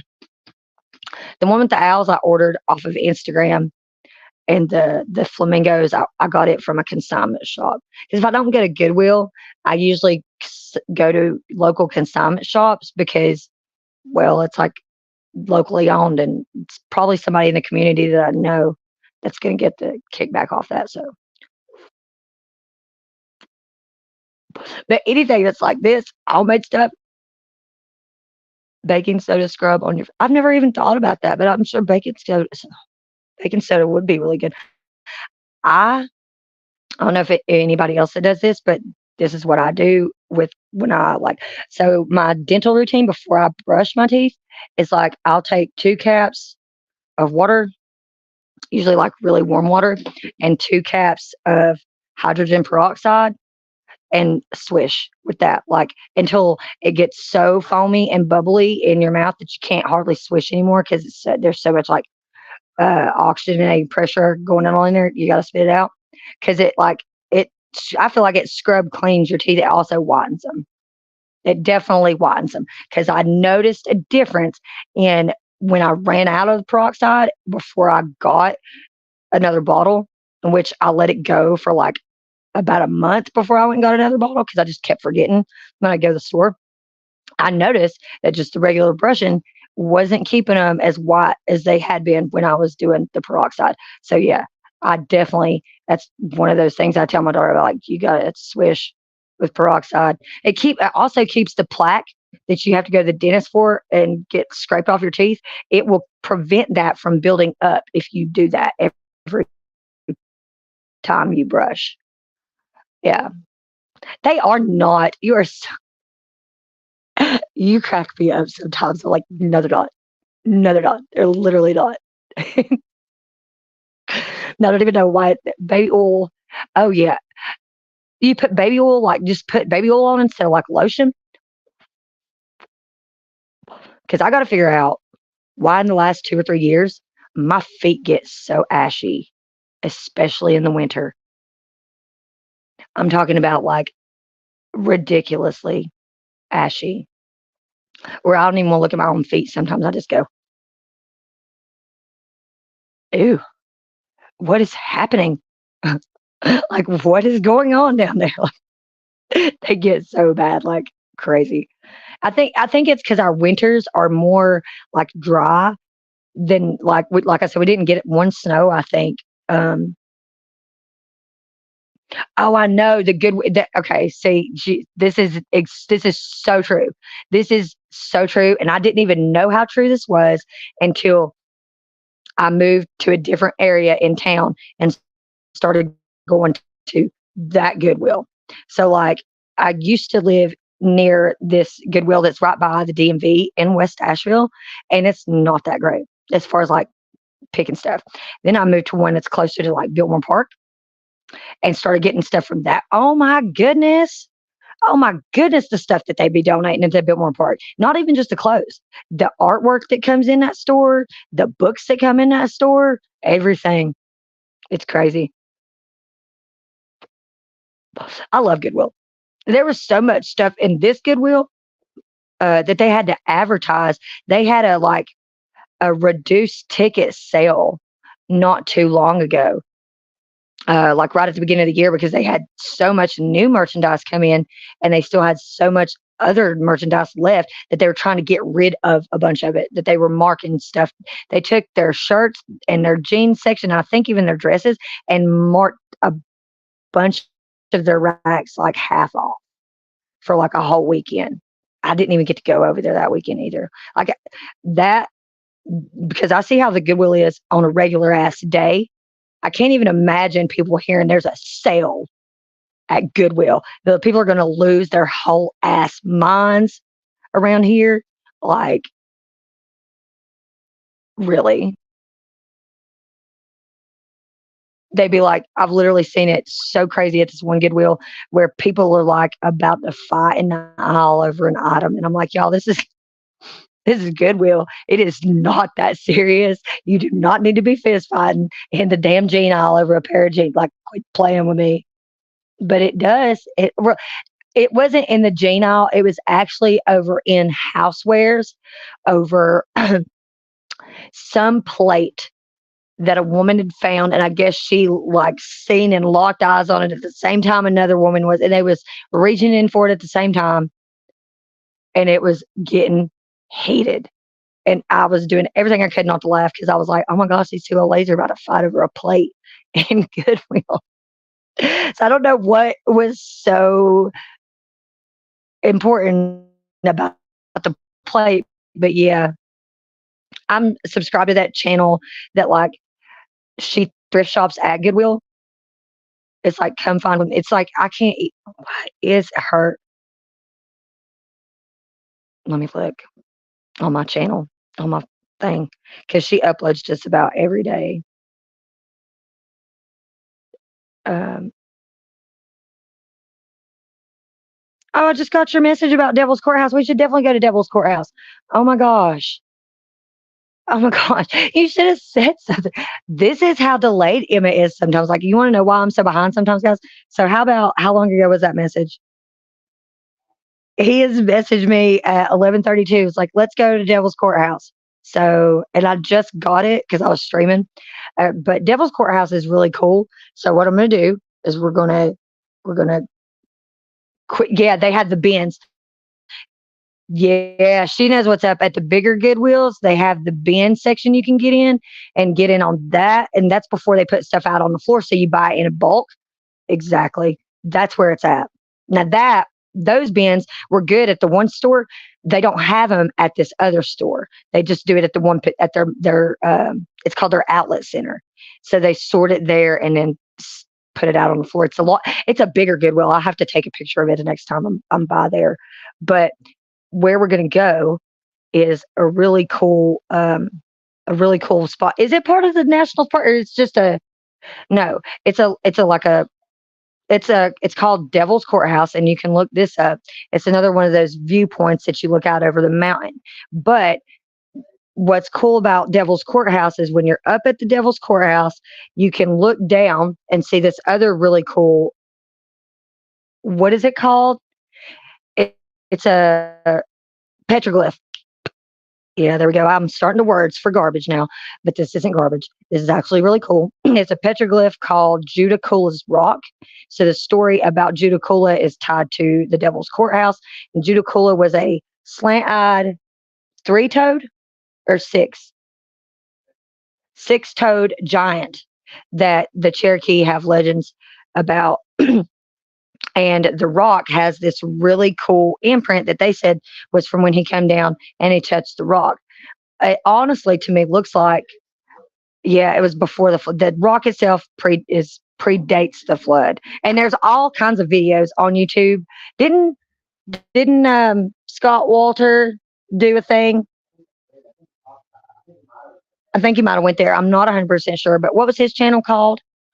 The show that he did on American.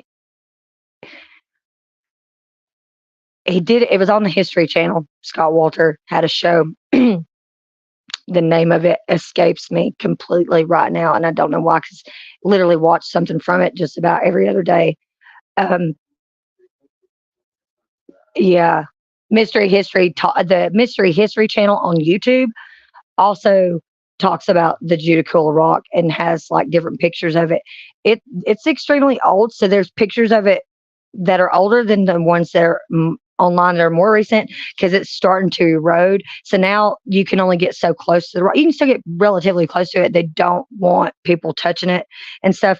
So what I'm gonna do, I don't know if we're gonna go there. We're definitely gonna go to the courthouse. I'm gonna take pictures of that, and then the next time we go out is when we'll probably go to Judicula. Isn't that near the temple too?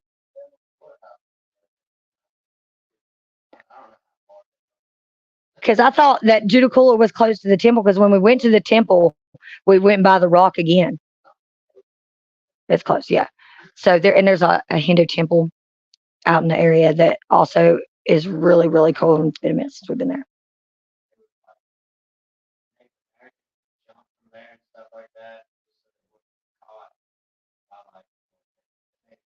When they were trying to chase them out, yeah.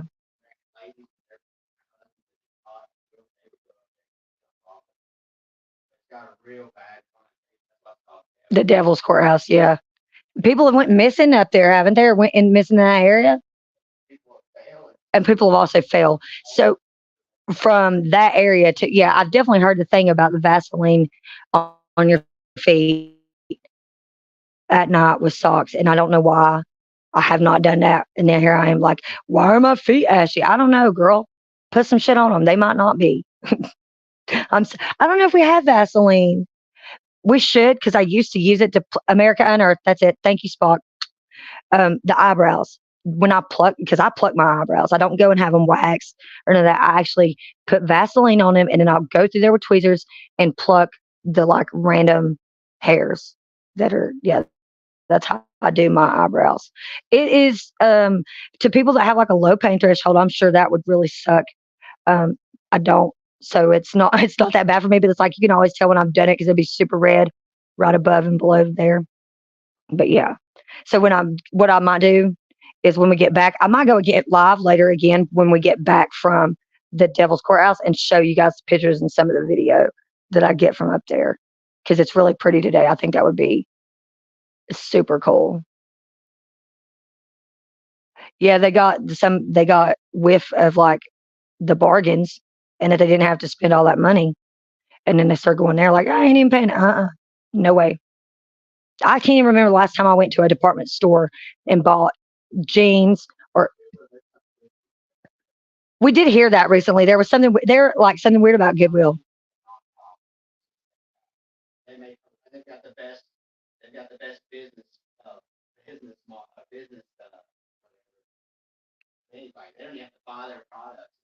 Yeah, everybody just gives it. Yeah, they're like so it's completely a total profit, but it's a nonprofit organization. I'm not sure how that even makes fucking sense. Oh, that's good. So all the way to Devil's Courthouse, I will be pondering on Goodwill and also looking up stuff about Goodwill. So when I come back, I'm saying, yeah, I don't know.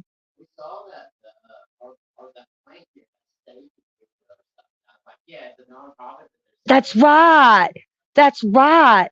When I come back, we're going to talk more about Goodwill and something that I recently looked up and realized that Goodwill was like a sub company to this major company that definitely profits off a lot of shit that's suspect as hell.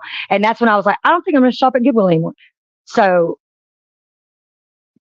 two things. When I come back later, we're going to talk about the Devil's Courthouse, and then we're going to talk about what it was that I recently found out about Goodwill and was like, wait a minute, how is that part of that? Yeah. And yard sales, and it's almost yard sale season again. Yeah, me neither. I haven't been to a department store in like so long, so long. And I was going to say shout out to Lavonda because I'm pretty sure this is like the first time you've been in this chat with us. So welcome to really impromptu live stream because normally I'm not. Um, and I know this. We've been in the stream for a minute, so the subject of the title is no longer even part of the discussion. You'll have to go back for the chopping off of that, and then go from there.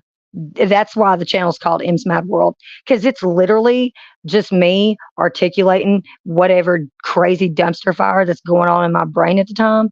Usually, if I'm live streaming, it's a verbal dump of that.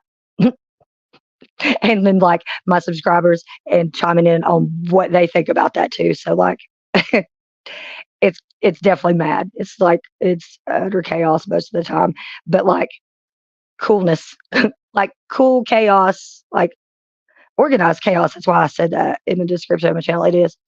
And relatively chill compared to the organized organized chaos that goes on at flows. Because that is total organized chaos. Because he keeps it chill or like organized. It can get so crazy over there. Sasquatch is totally different. His chilling with Sasquatch streams are like what they are. You're chilling with Sasquatch. You're talking about whatever video he's got up for discussion that night. And then depending on who the guest is that's chilling with him, depends on how crazy and off kilter you can get. And that I know Flo because of Sasquatch. I found Sasquatch, I think, partly because of Richie, and also because Sasquatch found me when I was accidentally streaming like a pin dilemma that I was having one morning. Didn't even realize I was streaming.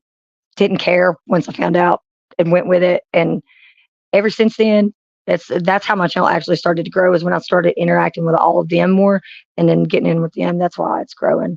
So, and because I do what I'm about to go do, which is go get film of really cool places around here and then bring it back to the table. But tonight will be the first time I'm actually live streaming any of that. Most of the time I edit it and put it in a video and upload it. This will be the first time that we go over it together as a group. So that'll be really cool. I look forward to that. I look forward to seeing all of you ladies here because it's been a super awesome like ladies chat plus Spock and Sasquatch before he left. Please do come back tonight if you're not working and you're able to come back and hang out with me some more because this has been really, really awesome. Sneak in some headphones, Vonda. Listen at work. Like this is super important. This is life changing shit. Not really, but You can tell that if it works, it works. But until then, guys, make sure that you like tickle the like button. Even if you tickle the like button in a wrong way, it still helps the channel. So even if you thumb it down, I don't care as long as you just go by there and smack it up. And then I'll see you guys next time. Okay. Peace.